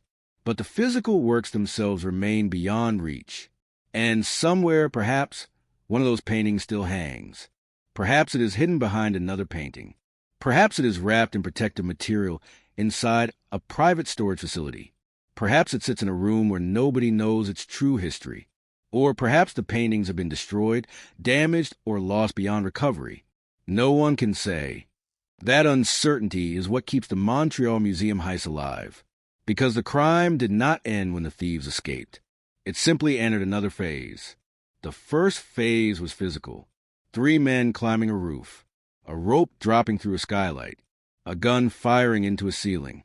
Guards being restrained. Psychological. Telephone calls. Messages. Photographs. Ransom demands. A painting left in a railway station locker. A police trap. A suspicious glance at a passing police vehicle. Then silence. And the third phase is the one that continues today. Waiting. waiting for a painting to surface, waiting for someone to speak, waiting for an old secret to become too heavy to carry. Because secrets have a strange quality. They can survive for years, sometimes decades, but they depend upon the silence of the people who hold them. And if even one person decides to speak, the entire structure can collapse. That is the hope behind every unresolved art theft. Not necessarily a confession, not necessarily an arrest. Sometimes it is simply the unexpected appearance of an object that was thought to be lost forever. A painting enters an estate. A collector dies. A storage room is opened. An auction catalog is prepared. A curator notices something unusual. And suddenly, a work stolen decades earlier is looking back at the world. If that happens, the empty frame in Montreal may finally have a story to tell. Until then, it remains skylight, remain nameless. Their faces disappear behind ski masks. Their voices disappeared into the night. Their footprints disappeared from the roof. Their stolen property disappeared into the world. But their crime did not disappear. It remained in the museum's records. It remained in police files. It remained in the memories of those who were there. And it remained in one question that has refused to die. Where are the paintings? More than half a century later, nobody has provided the final answer. And perhaps somewhere tonight, in a room far from the museum, one of those missing masterpieces is still waiting in the dark. To understand why the Montreal Museum heist became possible, it is necessary to step away from the crime itself for a moment and look at the city that surrounded it. Montreal in 1972 was a city caught between two identities. It was old and new at the same time. Its stone churches, narrow streets, and historic buildings carried the weight of centuries, while modern construction, new cultural institutions, and changing social attitudes were transforming the city around them. The city had already experienced the enormous energy of Expo 67 only a few years earlier. Millions of visitors had come to Montreal to see a city presenting itself as modern, that image of progress. Montreal remained a place where old systems still governed everyday life. Security was largely physical. Locks mattered. Keys mattered. Guards mattered. Alarms existed. But they were nothing like the interconnected electronic systems that would later become standard in major museums. There were no digital cameras recording every corridor. There were no computer databases capable of instantly comparing a stolen painting with international records. There was no technology capable of reconstructing the movements of three masked men after they disappeared into the city. If someone entered a museum after midnight in 1972, the most important witnesses might simply be three security guards. And on September 4th, that was exactly what happened. The Montreal Museum of Fine Arts stood on Sherbrooke Street, one of the city's most prominent streets, and one of the places where Montreal's history and cultural ambitions seemed to meet. The museum itself was not a modern fortress. It was a cultural institution. Its architecture was designed to welcome people into the world of art, not to make them feel as though they were entering a military compound. The building had grown over generations, reflecting the development of Montreal itself. The museum had begun in the 19th century as the Art Association of Canada's most important art institutions. By the early 1970s, its collection contained European paintings, decorative arts, sculptures, jewelry, and historical objects spanning centuries. To a visitor during daylight hours, the museum represented civilization at its most orderly. Paintings were framed. Objects were cataloged. Rooms were carefully arranged. Light was controlled. The temperature was monitored. Visitors moved quietly from one gallery to another. A painting by a European master could hang on a wall for decades while thousands of people passed in front of it. The museum created the illusion that history itself had been placed safely behind glass. But that illusion depended upon something very simple. Someone had to protect it.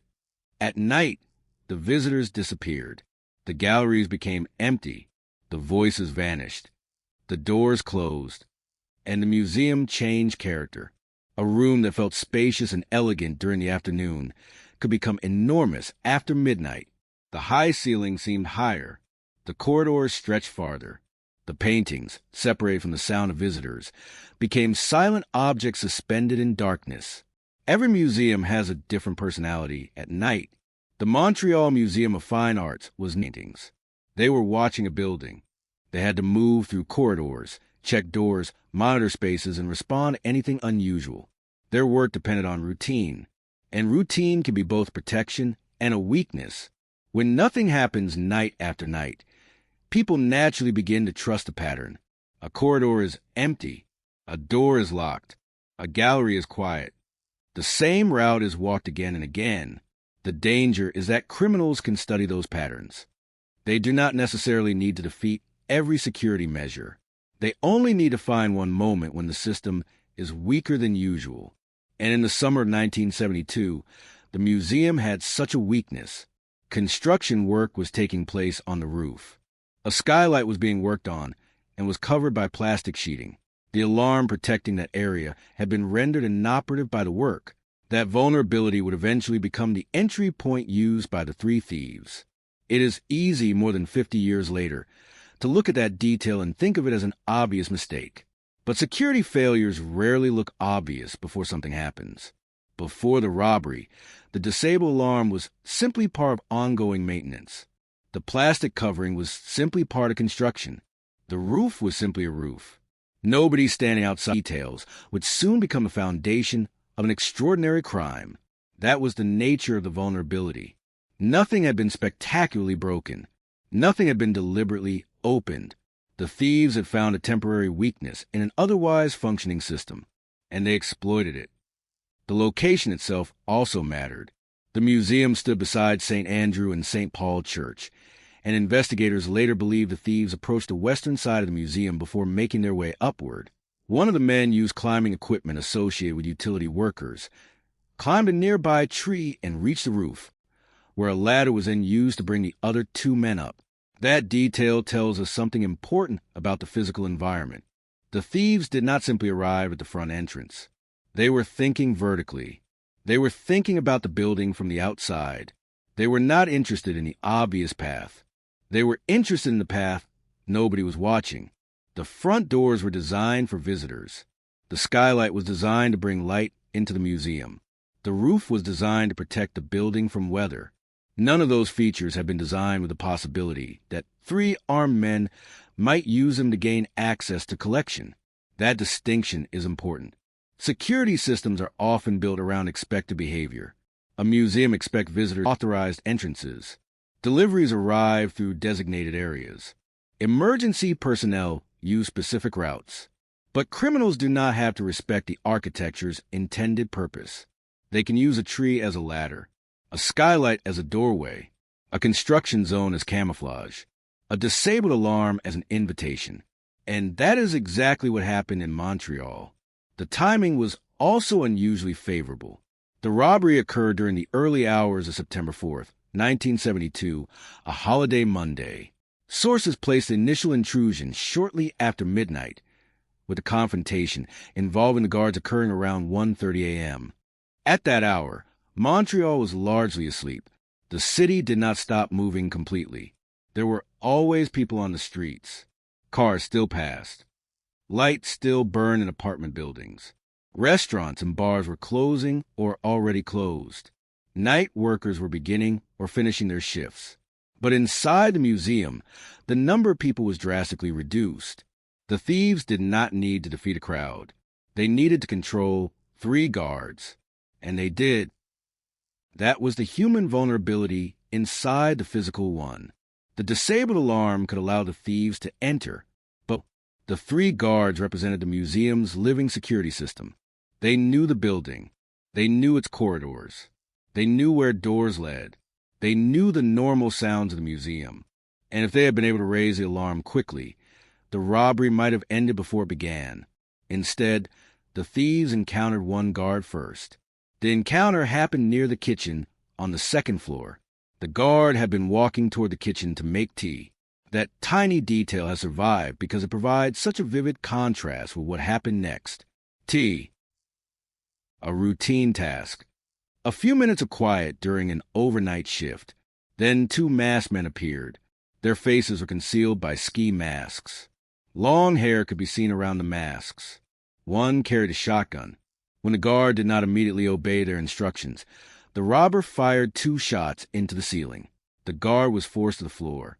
The other 2 guards came toward the disturbance and were also overpowered. All 3 were tied and gagged and taken to a lecture hall. The museum was now under the thieves' control. The building had become divided into 2 worlds. In one area, the guards were restrained. In another, the thieves could move freely through the collection. One robber remained with the captives while the other 2 began from their displays. And this is where the setting of the museum becomes essential, because the thieves were not walking into an empty warehouse filled with boxes. They were walking into an institution where every object had been selected, preserved, and displayed because someone believed it mattered. The paintings they encountered were not all enormous masterpieces occupying entire walls. Many of the stolen works were actually relatively small. Several were around 32 centimeters at their longest dimension, making them surprisingly portable. The largest stolen work was Gustave Courbet's landscape, considerably larger than the others. That matters because it helps explain the thieves' eventual escape. A criminal carrying a small frame painting can move quickly. A criminal carrying a large canvas cannot. The thieves therefore faced a logistical problem that would become increasingly serious as the robbery progressed. They could take more. But could they get more out? Inside the museum were works associated with names that would have been immediately recognizable to anyone with even a basic knowledge of European art. Rembrandt, Rubens, Delacroix, Corot, Courbet, Millet, Gainsborough, Bruegel. The collection, one of the stolen works, was a landscape attributed at the time to Rembrandt van Rijn, generally known as landscape with cottages. Its value was estimated at around $1 million at the time. That single painting created a fascinating contradiction. The thieves had stolen something extremely valuable, but they had also stolen something extremely recognizable. Money is anonymous. Art is not. $1 million in cash can be divided, hidden, and spent. A famous painting cannot be divided without destroying it. It cannot easily be displayed. It cannot simply be sold at a legitimate auction. It has an identity, and that identity follows it. Every major stolen artwork creates a shadow market problem. The criminal may possess the object, but legitimate buyers are afraid to touch it. A dealer risks exposure. A collector risks prosecution. An auction house risks scandal. An expert who recognizes a painting can become the person who sends the entire investigation back into motion.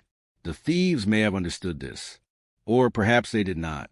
Either way, the museum itself had become a strange kind of trap. The building contained enormous wealth, but that wealth could not easily be converted into ordinary money. This may help explain why the thieves were dangerous. They attempted to negotiate, but before the ransom negotiations began, the robbery itself had to be completed, and the more objects they gathered, the more complicated their escape became. Evidence later suggested that the thieves initially considered using the skylight through which they had entered. They apparently began working on a pulley arrangement to move themselves and the stolen objects back to the roof. That idea reveals just how physical the robbery really was. Today, when people imagine an art heist, they may picture sophisticated criminals disabling alarms with electronic devices, cutting through advanced security systems, or using technology to manipulate surveillance cameras. The Montreal robbery was different. These men had ropes, ladders, climbing equipment, guns, keys, their bodies, their knowledge of the building, and time. Time was their most important resource. Every minute they remained inside increased the chance that someone would discover them. The 3 guards were restrained, but the museum could not remain silent forever. Eventually, an alarm was triggered at a side entrance. The exact sequence of their attempted escape has been described somewhat differently in later accounts, but the thieves who abandoned part of the loot and flee with only what they could carry. The alarm changed everything. A robbery that had begun with controlled movements suddenly became a race. The thieves had to make decisions quickly. What do we take? What do we leave? How much can each person carry? Do we return to the skylight? Do we use the vehicle? Do we risk another door? Do we wait? Or do we run? Their final haul consisted of 18 paintings and roughly 38 to 39 other objects, depending on the source, including jewelry and figurines. The stolen collection was valued at approximately $2 million at the time. But the scene they left behind contained an extraordinary detail. They had left valuable paintings behind. Very valuable paintings. Works associated with Picasso, El Greco, Goya, Renoir, and another Rembrandt were among the works that reportedly remained in the museum. That detail complicates the popular image of the perfect art thief. These were not criminals calmly walking to the galleries with an exact list, removing only the most valuable objects and disappearing without a trace. They were under pressure. They had limited time. They could carry only so much. Their escape plan was imperfect, and when the alarm sounded, as in the value of the haul, the result was a strange archaeological scene. Some of the most valuable pieces were still there. Others were gone. Frames were damaged. Display cases had been broken. The museum had been disturbed by people who did not care about preserving the objects they were taking. They wanted possession. They wanted money. They wanted out. And that distinction would become important when investigators began asking whether the thieves were genuine art specialists. The answer was not simple. They clearly knew enough to recognize valuable objects, but they also left behind masterpieces that many experts would have considered obvious targets. The museum's curator of decorative arts, Ruth Jackson, reportedly viewed the scene as resembling an attempted general clear-out of the museum rather than an operation focused exclusively on a precise list of masterpieces. Perhaps that was exactly what had happened. Perhaps the thieves had entered intending to take anything they believed they could sell. Perhaps the names of famous artists mattered. Perhaps jewelry was equally attractive because it was smaller and easier to transport. A painting could identify you. A diamond could disappear into a pocket. That difference may explain why jewelry and small historical objects formed a significant portion of the haul. Among the including an 18th century gold watch associated with the wife of Jacques Viger, Montreal's first mayor, as well as other jewelry and decorative objects. For the thieves, however, these objects were not history. They were property. And that is perhaps the central conflict of an art museum robbery. The museum sees an object and sees cultural memory. The thief sees an object and sees value. The same painting can represent centuries of human creativity to one person and a potential ransom payment to another. That difference in perception was about to become the foundation of a long and complicated mystery. Because once the thieves escaped from the museum, the stolen objects became more difficult to use. The paintings were too recognizable. The jewelry could be sold more easily, but the masterpieces had become liabilities. This may explain why the thieves contacted the museum instead of simply disappearing. They wanted money. The museum wanted its collection. The thieves had something the museum desperately wanted. The museum had something the thieves desperately needed. A negotiation was inevitable. But first, the police had to arrive. Inside the museum, one of the guards eventually managed to free himself. The precise moment when he realized the thieves were gone must have been longer. The museum had been silent again. But this was not the familiar silence of a normal overnight shift. This was the silence that comes after violence. A room where 3 guards had been restrained. A building where armed men had moved freely. Galleries where paintings had been removed. Display cases that had been smashed. The guard contacted museum management, and police were called. When investigators entered, they were confronted with the physical remains of a crime that had already become one of the most significant art thefts in Canadian history. The museum could not simply close the doors and pretend that nothing had happened. The missing works had to be identified. Photographs had to be circulated. Descriptions had to be prepared. International law enforcement agencies had to be informed. The stolen objects had to be made impossible to sell openly. Because the moment a painting becomes officially listed as stolen, its journey into the legitimate art market becomes much harder. The thieves had wanted to take art out of the museum. Instead, they had created a different kind of prison for themselves. The paintings could leave the building, but they could not easily return to the world. And that was the beginning of the long afterlife of the crime. The Montreal Museum of Fine Arts would eventually become associated with the theft, but because of what remained. Empty frames, broken cases, a collection interrupted, and a question that could not be answered by simply looking at the crime scene. Who had planned this? The building had provided the opportunity. The disabled alarm had provided the opening. The guards had been overcome. The paintings had been selected. The escape had almost worked. But none of those facts explained who the men were. Were they professional criminals? Were they connected to organized crime? Were they art dealers? Were they opportunists who recognized a temporary weakness? Or had someone inside the museum provided information? The setting offered clues, but it did not offer names. And that was the problem waiting for investigators. 3 men had entered a museum in the middle of the night. They had moved through a building filled with priceless history. They had escaped into Montreal, carrying pieces of that history. And when the city woke up, the museum was left to confront the strange reality that some of its greatest treasures were no longer inside its walls. The building remained standing. Sherbrooke Street remained busy. Montreal continued with its holiday morning. Cars moved through the city. People bought newspapers. Shops opened.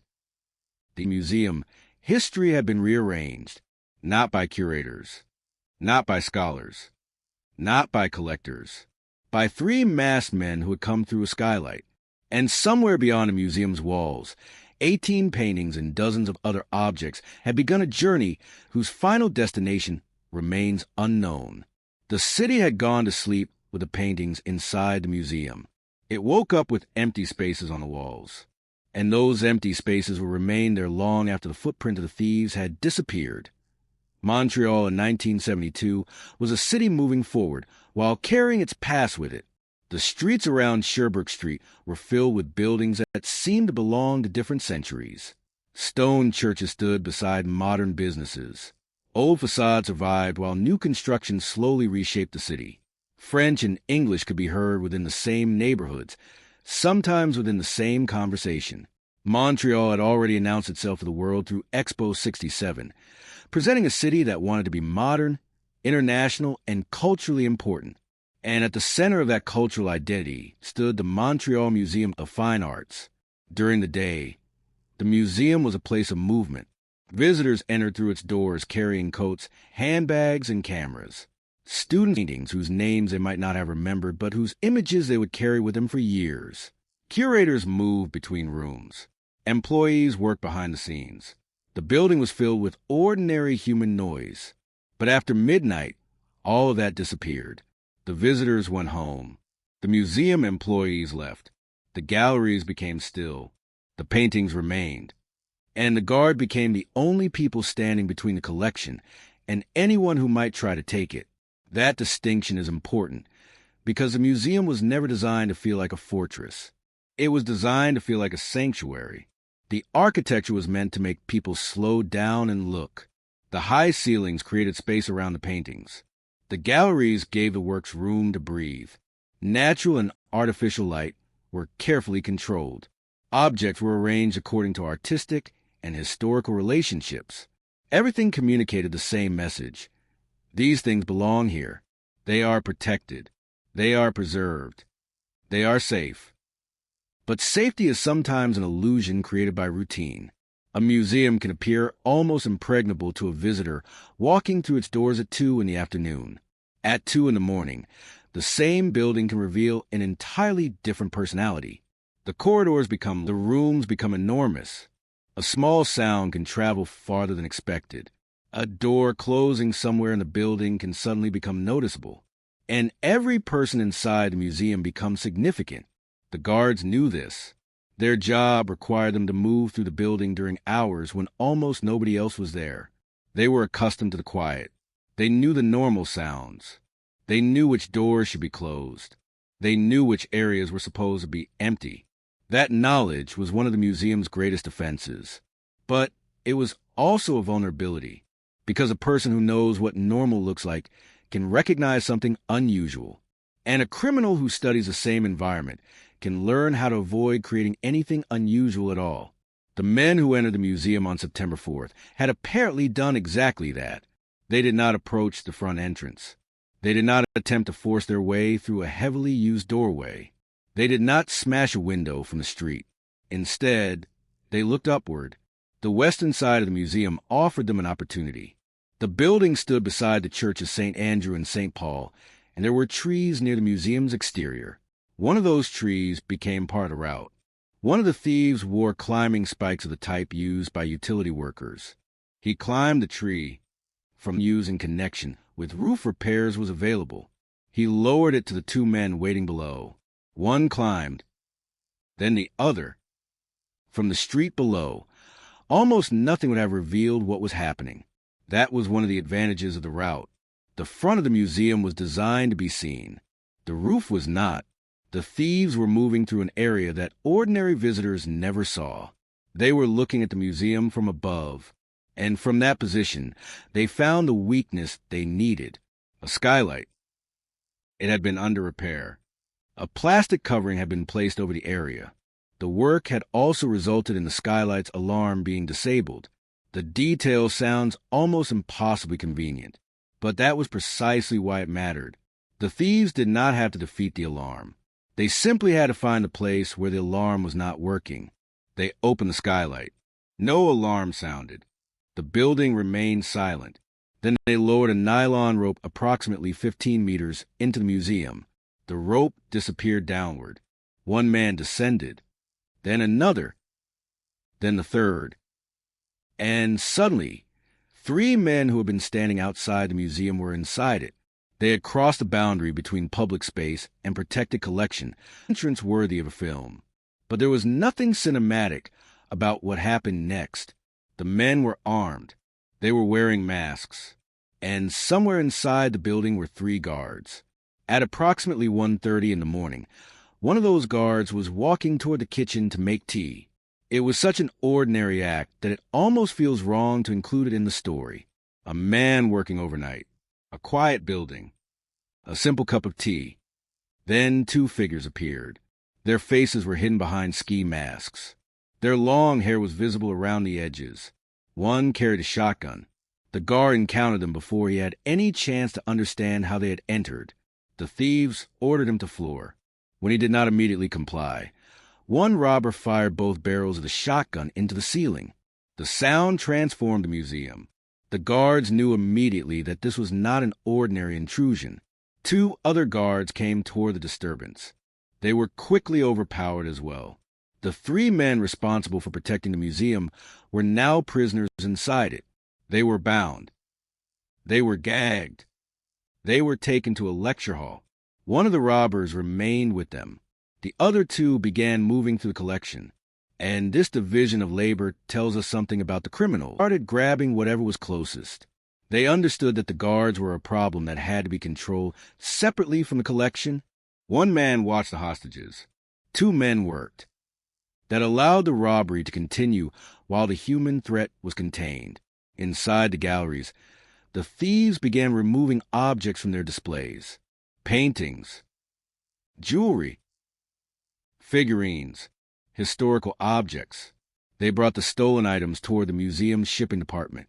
At some point, the collection of stolen property became substantial enough that the thieves had to think about transportation. And this is where the physical setting of the museum became their enemy. They could enter through the skylight, but could they leave through it? The answer was not obvious. A 15-meter rope was sufficient for a person. It was another matter entirely for paintings, frames, jewelry, and dozens of objects. The thieves apparently began considering a pulley system that would allow them to move themselves and the stolen property back through the skylight. It was possible, but it was slow, and time was becoming increasingly dangerous. Every minute spent inside the building increased the possibility of discovery. The thieves eventually discovered another option. One of the guards had access to keys for a museum problem seemed solved. A truck could carry the stolen objects. It could take them away from the museum. It could potentially make the difference between success and failure. But the plan did not unfold cleanly. The thieves eventually left through a side entrance, and the alarm sounded. Suddenly, the building was no longer silent. The criminals understood that their advantage had disappeared. They had to run. They abandoned approximately half of what they had gathered and escaped on foot along Sherbrooke Street. The irony was almost complete. They had spent the beginning of the robbery moving with remarkable care. They had climbed a tree, crossed onto the roof, used a ladder, opened a skylight with a disabled alarm, lowered a rope, controlled 3 guards, entered the galleries, collected valuable works. And then, when it came time to leave, the operation became chaotic. The alarm had beaten them. The museum had not stopped them from entering. It had stopped them from taking everything. When the surviving guard eventually freed himself, roughly an hour had passed since the thieves fled. He contacted museum management. Police were called. Soon the building filled with people who had not been there during the robbery. Investigators, museum officials, what had happened. The first thing they encountered was disorder, broken frames, smashed display cases, empty spaces, objects missing. The museum looked like a place that had been searched by people who cared only about what they could carry. The stolen collection was eventually determined to include 18 paintings and approximately 38 other objects, with a total value estimated at around $2 million at the time. But the number did not tell the entire story. The names attached to the missing paintings mattered. Among them were works attributed to major European artists, including Rembrandt, Corot, Delacroix, Gainsborough, and others. The most famous was a landscape attributed to Rembrandt, whose value was estimated at roughly $1 million at the time. That painting alone represented an extraordinary prize. But there was an important complication. The thieves had not taken every masterpiece they could have taken. Another Rembrandt remained. Works associated with El Greco, Picasso, and Tintoretto also remained inside the museum. This fact puzzled investigators. If the criminals had possessed extensive knowledge of art, why leave such obvious names behind? If they knew nothing about art, why take works associated with Rembrandt, Delacroix, and Corot? Perhaps the answer was somewhere between the names. They may have had information about specific works. They may have been given a list. Or they may simply have been attempting a general theft and taking whatever appeared valuable and portable. Museum spokesman Bill Banney believed they had shown a certain degree of discrimination in their choices, but also suggested that their knowledge of art and history was limited. Curator Ruth Jackson believed the selection looked more like an attempted general clearing out of the museum than a perfectly targeted theft. That distinction would become important, because if the thieves had been professional art specialists, investigators might expect them to know precisely what they were stealing. If they were ordinary criminals, investigators might expect something more chaotic. The evidence suggested elements of both. They knew enough to find the vulnerable skylight. They knew enough to overcome the guards. They knew enough to recognize valuable objects. But their escape plan was imperfect, and some extraordinary works remained behind. The robbery therefore appeared sophisticated and improvised at the same time. That contradiction would follow the investigation for years. There was another reason the thieves' selection mattered. Some of the stolen works had previously appeared in major exhibitions. The paintings were not obscure objects known only to museum employees. Several had been part of a program. That meant their identities were already documented. They had been photographed. They had been cataloged. Experts knew what they looked like. The thieves were not stealing objects that could simply disappear into the ordinary art market without attracting attention. They were stealing objects with histories. And history leaves records. That created the central paradox of the entire crime. The thieves had stolen art because it was valuable. But the very things that made the art valuable also made it dangerous to sell. A famous painting cannot easily be disguised. A collector cannot simply hang it in a prominent room. A dealer cannot openly advertise it. An auction house cannot casually accept it. Every legitimate transaction creates paperwork. Every serious expert examines provenance. Every photograph creates another connection. The thieves had therefore acquired something that was simultaneously worth a fortune and almost impossible to use. That may have been why the crime did not end when they escaped.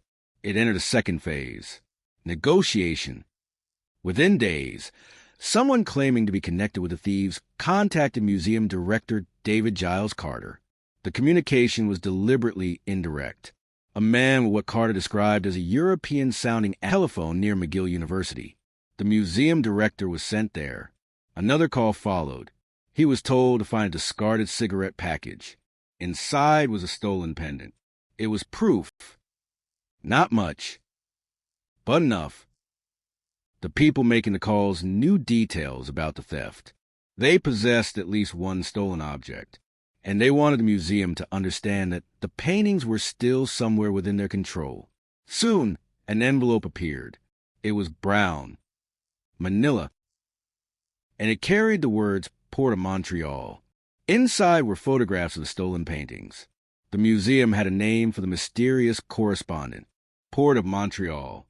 Whether that name represented the real identity of the people involved was another question entirely. It could have been a clue. It could have been a bluff.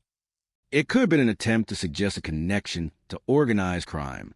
The Port of Montreal was associated with the city's criminal underworld, and the possibility that organized criminals were behind the theft could not simply be dismissed. But there was no definitive proof. What the museum did have was a demand, $500,000. The criminals wanted money in exchange for the stolen works. Later, the demand was reduced to $200,000, but compared with the value of the stolen collection, it represented a fraction of the potential worth. The thieves had apparently understood something important. They did not need to sell the paintings at full market value. They only needed someone to pay for their return. That is the logic behind ransom and art theft. The criminal does not necessarily need a buyer. The victim already exists, and the victim may be willing to pay simply to make the nightmare disappear. But there was a problem. The museum could not know whether the people making the demands actually possessed the paintings. Anyone could claim to have them. Anyone could send photographs. The thieves needed to prove it. So the museum asked for something tangible. The response was a painting. The thieves directed museum security personnel to a locker at Montreal Central Station. Inside was one of the stolen paintings attributed at the time to Jan Bruegel the Elder.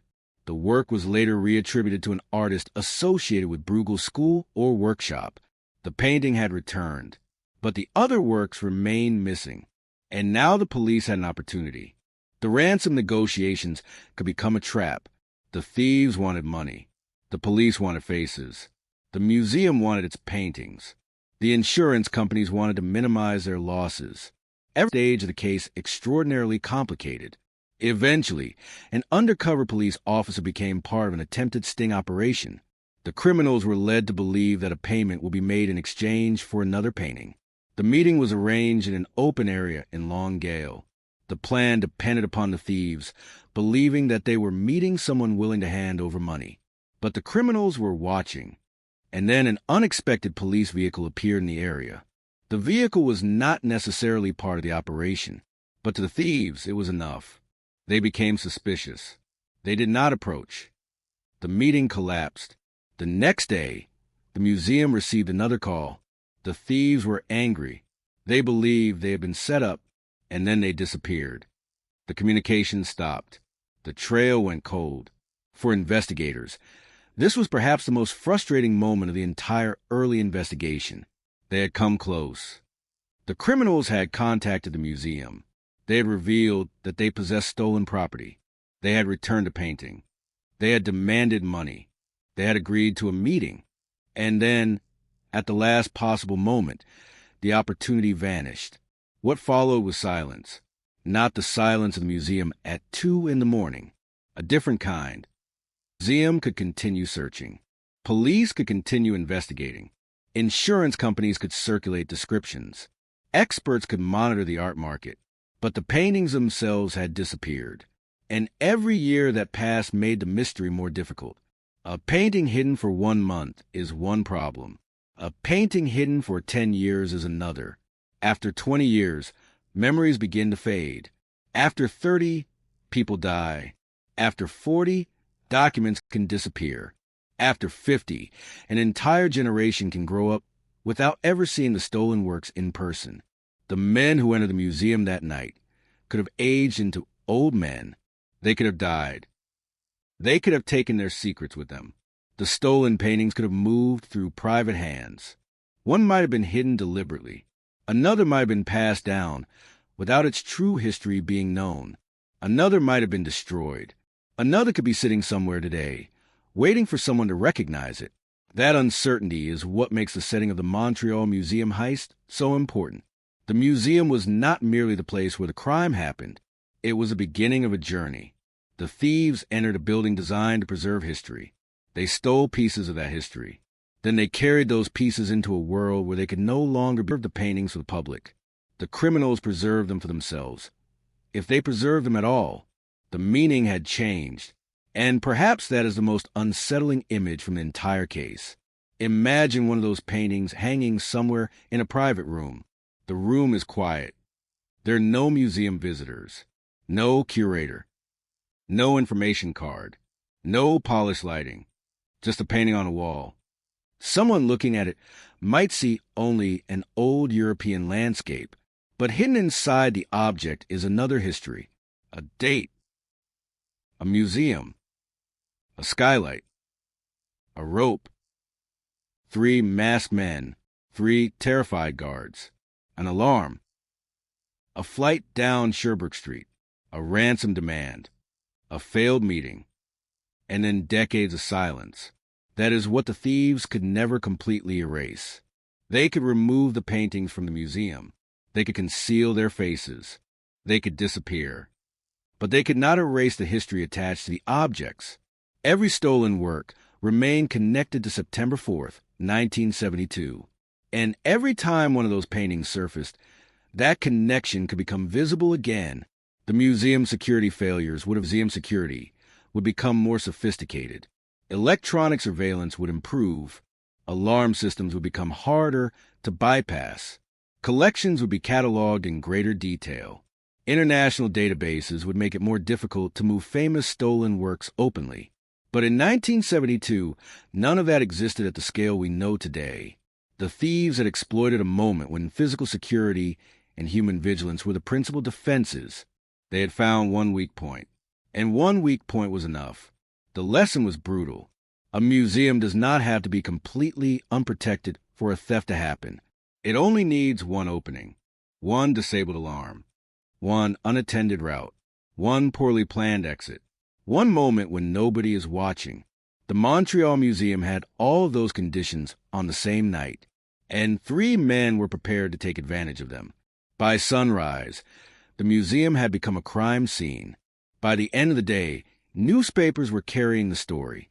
Within weeks, the thieves were attempting to negotiate. Within months, the police had nearly caught them. Then came the years. The city continued to grow. The museum continued to exhibit art. Visitors continued to walk through its galleries. Children who had not even been born and visit the museum without knowing that somewhere in its history, 3 armed men had once climbed onto its roof. The building absorbed the memory. The walls remained. The skylight was repaired. The alarms were restored. The broken cases were replaced. The empty spaces could be filled with other works. But the stolen paintings were never replaced in the historical record. Their absence remained.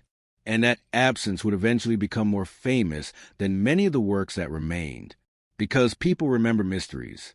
They remember crimes that almost got solved. They remember objects that vanished. They remember the unanswered question, who were the 3 men? And where did they take the paintings? In September 1972, those questions were only beginning. The investigators were still standing inside the damaged museum.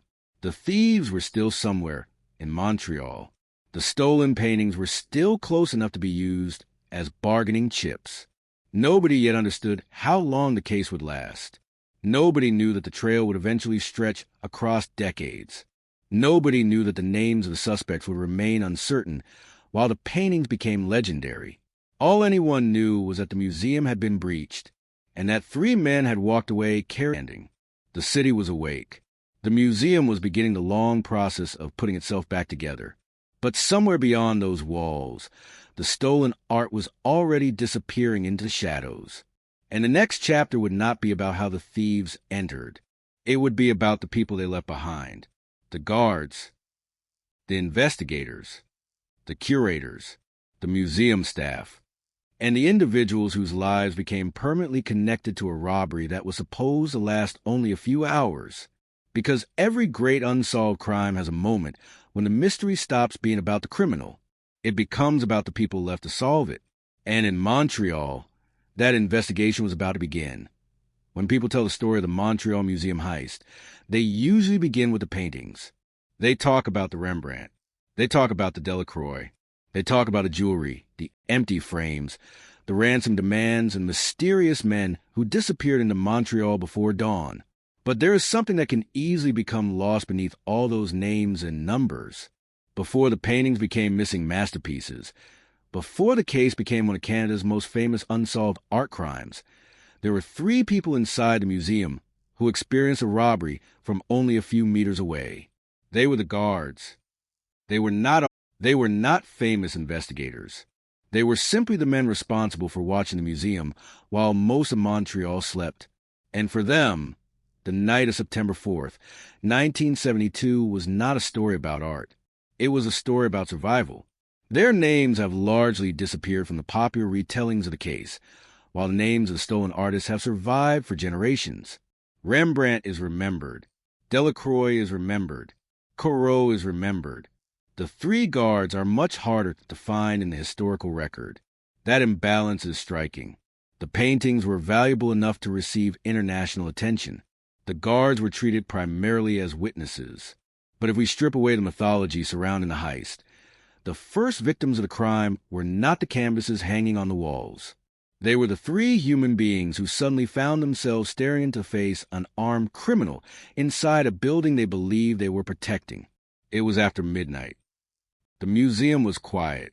The normal sound of the day had disappeared. There were no crowds moving through the galleries, no conversations, no children asking questions, no footsteps of visitors approaching a painting, only the muted atmosphere of a large building after closing time. The guards were performing a job that they checked. They watched. They waited. Night security can be deceptive. For hours, nothing may happen.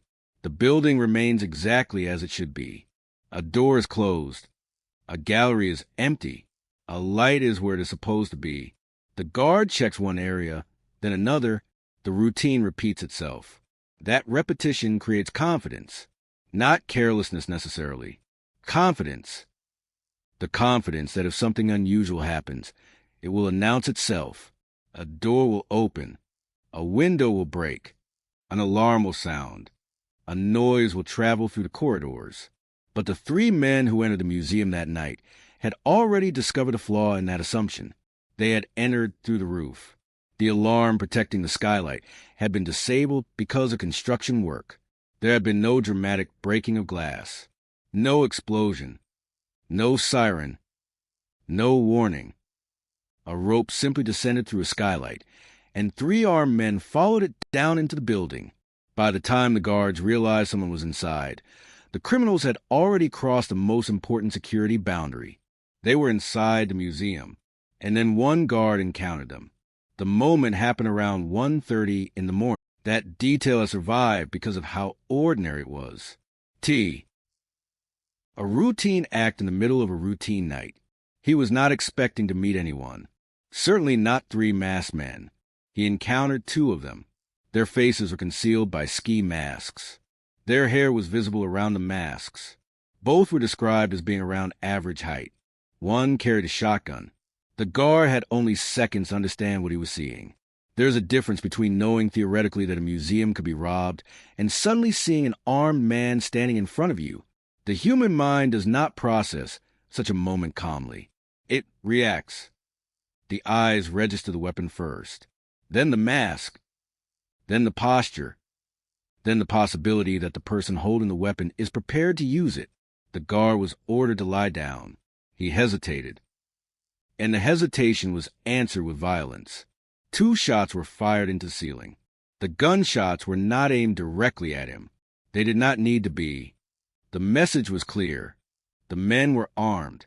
They were willing to fire inside the museum. And the guard's safest option was obedience. The gunfire also served another purpose. It brought the other 2 guards toward the disturbance. They heard the shot. Almost immediately, they found themselves facing the same danger. The 3 guards were overpowered. Their freedom disappeared. Their role changed. They were no longer the people protecting the museum. They were hostages inside it. The robbers bound them and gagged them. They were taken to a lecture hall. There, one of the criminals remained behind to watch them while the other two went to work. That division of roles tells us something about the psychology of the robbery. The thieves understood that the guards were dangerous to their plan, not because the guards were armed or because they could physically defeat 3 criminals. They were dangerous because they could raise the alarm. They could identify the intruders. They could call for help. They could move through the building. They could interfere. So the thieves removed their ability to do all of those things. They tied them. They gagged them. They isolated them. And then they went looking for the museum's treasures. For the guards, however, the robbery did not become a period of silence. They could hear things. They could hear movement. They could hear the thieves moving through the building. They could hear objects being handled. They could hear the sounds of the museum being transformed from a place of preservation into a crime scene. And because it happened next, that helplessness is important. A security guard's entire professional identity is built around intervention. Something happens. You respond. You investigate. You protect. But what happens when the person whose job is to protect others is physically prevented from acting?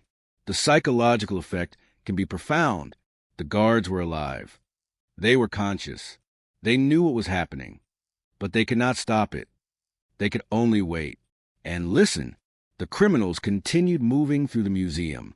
2 men gathered paintings, jewelry, and figurines. The stolen works were brought toward the museum's shipping area. The 3rd robber remained with the guards. The men had effectively divided the museum into 2 worlds. In one, the guards waited. In the other, the museum was being emptied. Every minute must have felt longer. The guards could not see everything. Their movement was restricted. Their mouths were covered. They did not know how long the criminals would remain. They did not know whether the thieves intended to leave them alive. They did not know whether the police had already been called. They did not know whether anyone outside had heard the gunshots. They did not know whether the robbery would last 10 minutes or 2 hours. A person can react to a clear danger, but when the ending is unknown, the imagination fills the gaps. The guards had to sit with that uncertainty. Meanwhile, one of the criminals stood nearby. The guards could hear the men communicating. One of the thieves spoke English. Another spoke French. The 3rd was less clearly seen, but the guards remembered hearing a French-speaking man. Those details would later become some of the most important evidence available to investigators. But at the time, they were simply sounds coming from men who had control over their lives. The guards did not have notebooks. They did not have cameras. They could not discreetly record a voice. They could only remember. And memory under extreme stress is complicated. A person may remember a voice very clearly. Another may remember the shape of a weapon. Another may remember hair visible beneath a mask. Another may remember a particular phrase. But none of those details necessarily produces an identity. The robbers had protected themselves by hiding their faces. The guards therefore became witnesses without being able to provide the kind of description police desperately needed. They could say there were 3 men. They could describe 2 of the men. They could describe the masks. They could describe their approximate height. They could describe their length. They could not give investigators 3 names. And that distinction would haunt the investigation, because the police were left with a paradox. They knew there had been 3 criminals. They knew the men had entered through the roof. They knew they had used the disable alarm. They knew the men had been armed. They knew they had stolen 18 paintings and dozens of other objects. They knew the criminals had escaped, but the people closest to them could not tell investigators exactly who they were. The masks had done their job. Eventually, the robbery moved into its next phase. The criminals began working on an escape.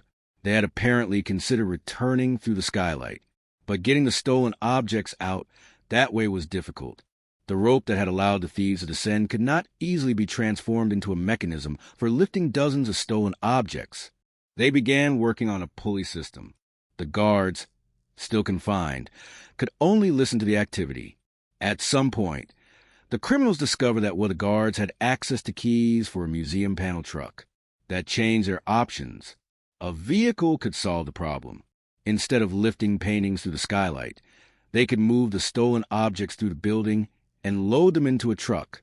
The plan seemed easier, but the criminals had overlooked one thing: the outside world. When they attempted to leave through a side entrance, an alarm was triggered. The entire balance changed. The thieves suddenly had a reason to panic. The men who had entered so quietly were now racing against time. The stolen property was too much. They could not carry everything, so they abandoned part of the collection. They fled on foot with what they could take. And then the museum became silent again. But this time the silence was different. The criminals were gone. The guards remained. They had survived the confrontation, but they were still restrained. Eventually, roughly an hour after the thieves had escaped, one of the guards managed to free himself. That moment must have been a strange combination of relief and disbelief. The danger had ended, but no one could yet know whether the criminals were still nearby. The guard had no way of knowing how far they had traveled. Were they outside the museum? Were they watching the building? Had they already escaped? Were they coming back? He contacted museum management. Police were called. And then the building began filling with people again. But the normal museum had disappeared. Investigators walked through galleries where objects had been removed. Frames were empty. Display cases were damaged. Began telling their story. 3 men. Masks. Weapons. The shotgun. The French and English voices. The route through the museum. The lecture hall. The bindings. The time spent waiting. Every detail mattered. Investigators would listen carefully, because the guards were among the few people who had physically encountered the criminals. Yet even the best witness could only provide limited information. The 2 men the guards actually saw were described as approximately average height and build, wearing ski masks and having long hair. Those descriptions were useful, but they were not enough. There was no face, no license plate, no photograph, no modern surveillance recording. The guards had been placed in an impossible position. They were close enough to see the criminals, but not close enough to identify them. That would become one of the reasons the case remained unsolved for so long. And there is another side of their experience that deserves attention. Imagine returning to work after such an event. The museum remains the same building, the same corridors, the same walls, the same doors. But your relationship with the building has changed. Before the robbery, the museum's usual sound might have a different meaning. A door closing, a movement on the roof, a shadow outside a window, someone walking unexpectedly through a corridor. The building that you had been paid to protect had suddenly demonstrated that it could be penetrated. The skylight had been breached. The guards had been restrained. The criminals had walked through the collection. The museum had been powerless to stop them. For a security guard, that realization could be deeply unsettling, because the job depends on confidence. You have to believe that your presence matters. You have to believe that if something happens, you can respond. But that night demonstrated how quickly control could disappear. The guards were not failures. That distinction matters. They were confronted by 3 armed criminals who had entered through a route made vulnerable by construction. One of the robbers fired a shotgun into the ceiling. The guards were outnumbered. They were taken by surprise. They were restrained. Their situation was not one in which bravery could magically overcome the circumstances. Survival was a priority, and they survived. Their testimony helped establish the basic structure of the crime. Their memories gave investigators the first descriptions of the criminals. Their experience became part of the permanent record of the case. Victims, the museum staff, curators, administrators, conservators, people whose professional lives were built around protecting objects of historical and artistic importance. For them, the theft was not simply financial. It was personal. A curator does not necessarily think of a painting as a commodity. A curator thinks about its history, its provenance, its condition, its relationship to other works, its place within a collection. When 18 paintings disappeared, it was not simply a loss of inventory. It was a hole in the intellectual history of the institution. One of the people who arrived at the museum after the robbery was Ruth Jackson, the museum's curator of decorative arts. She would later describe the selection as resembling a general clearing out of the museum.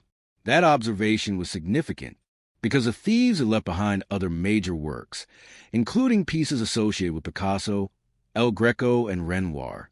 The criminals had not emptied the museum according to a perfect hierarchy of artistic importance. They had taken what they could and left what they could not. For the people responsible for the collection, that was both fortunate and horrifying. Fortunate because some masterpieces survived. Horror beyond the museum's control. A painting that had spent decades under careful conservation might suddenly be stored in an inappropriate environment. Humidity could damage it. Heat could damage it. Poor handling could damage it. A thief does not necessarily understand conservation. A painting can be worth millions and still be physically fragile. That meant the museum had another reason to fear. Even if the works were never sold, they might not survive. The stolen paintings had become prisoners. They were valuable precisely because they were unique, and their uniqueness made them difficult to hide safely. The most famous example was the painting attributed at the time to Rembrandt. Landscape with cottages was considered extraordinarily valuable. The estimate placed its value around $1 million at the time. But the painting's importance also made it dangerous for anyone who possessed it. A famous work cannot simply be taken to an ordinary dealer. Its image is documented. Its dimensions are known. Its history is known. Experts can recognize it. And if someone eventually tries to sell it legitimately, the past comes back. That was a strange burden placed upon the thieves. They had stolen something that could potentially make them rich, but they had also stolen something that could expose them. The museum was a participant in a dangerous negotiation. Within a week, museum director David Giles Carter received a telephone call from a man believed to be connected to the thieves. The caller gave instructions involving a public telephone near McGill University. Eventually, a discarded cigarette package was found containing a stolen pendant. The message was simple. We still have the property, and we are willing to talk. Soon, an envelope marked Port of Montreal arrived containing photographs of the stolen works. The thieves demanded money. First, approximately $500,000. Later, the demand was reduced to around $250,000. The museum had been transformed into the victim of a ransom scheme. The guards had been the first human victims. Now, the institution itself was being pressured, but there was something else happening. The thieves were communicating. Every communication was a risk. Every telephone call created a potential trace. Every photograph could reveal something. Every meeting could become a trap, and the police were waiting. The museum wanted its paintings back. The insurance companies wanted to protect their financial interests. The police wanted arrests. The thieves wanted money. The guards, meanwhile, had already at the museum when the guns appeared. They had heard the shots. They had been tied and gagged. They had listened to strangers moving through the building. They had waited for the moment when those strangers would leave. And when they finally escaped, the guard had to free themselves and call for help. That is why the three guards should not disappear beneath the names of the stolen artists. The robbery may be remembered as an art crime, but for the men who were there, it was something much more immediate. It was an armed intrusion into their workplace. It was a loss of control. It was the realization that the building they were supposed to protect had been penetrated without warning. It was a sound of gunfire in a place where violence should never have existed. And then it was the long aftermath. Every investigator who asked them to repeat the story was asking them to return mentally to that night. Where were you standing? What did the man look like? What did he say? Which hand held the gun? How tall was he? What language did he speak? What happened next? Questions like these are necessary in an investigation, but they also force a person to revisit the moment when ordinary life suddenly became dangerous. The case would eventually become famous for what was missing: 18 paintings, dozens of objects. Perhaps another thing was missing from the story: the human perspective. The guard were not simply evidence. They were people. They were the ones who encountered the criminals before anyone else knew there was a robbery. They were the first witnesses. They were the first victims. And they were the people who had to live with the knowledge that 3 masked men had entered the museum while they were on duty. The paintings could be replaced on the walls with other works. The broken cases could be repaired. The alarms could be restored. The skylight could be secured. But the memory of the night could not be repaired in the same way. That memory belonged to the men who had been there. And somewhere in the history of the Montreal Museum of Fine Arts, beneath the photographs of stolen paintings and the descriptions of missing masterpieces, there remains a much simpler image: a guard walking toward the kitchen, a quiet museum, a cup of tea waiting somewhere ahead, then 2 masked figures appearing in the darkness. And in that instant, the ordinary night ended. The largest art theft in Canadian history was no longer merely a possibility. It had begun,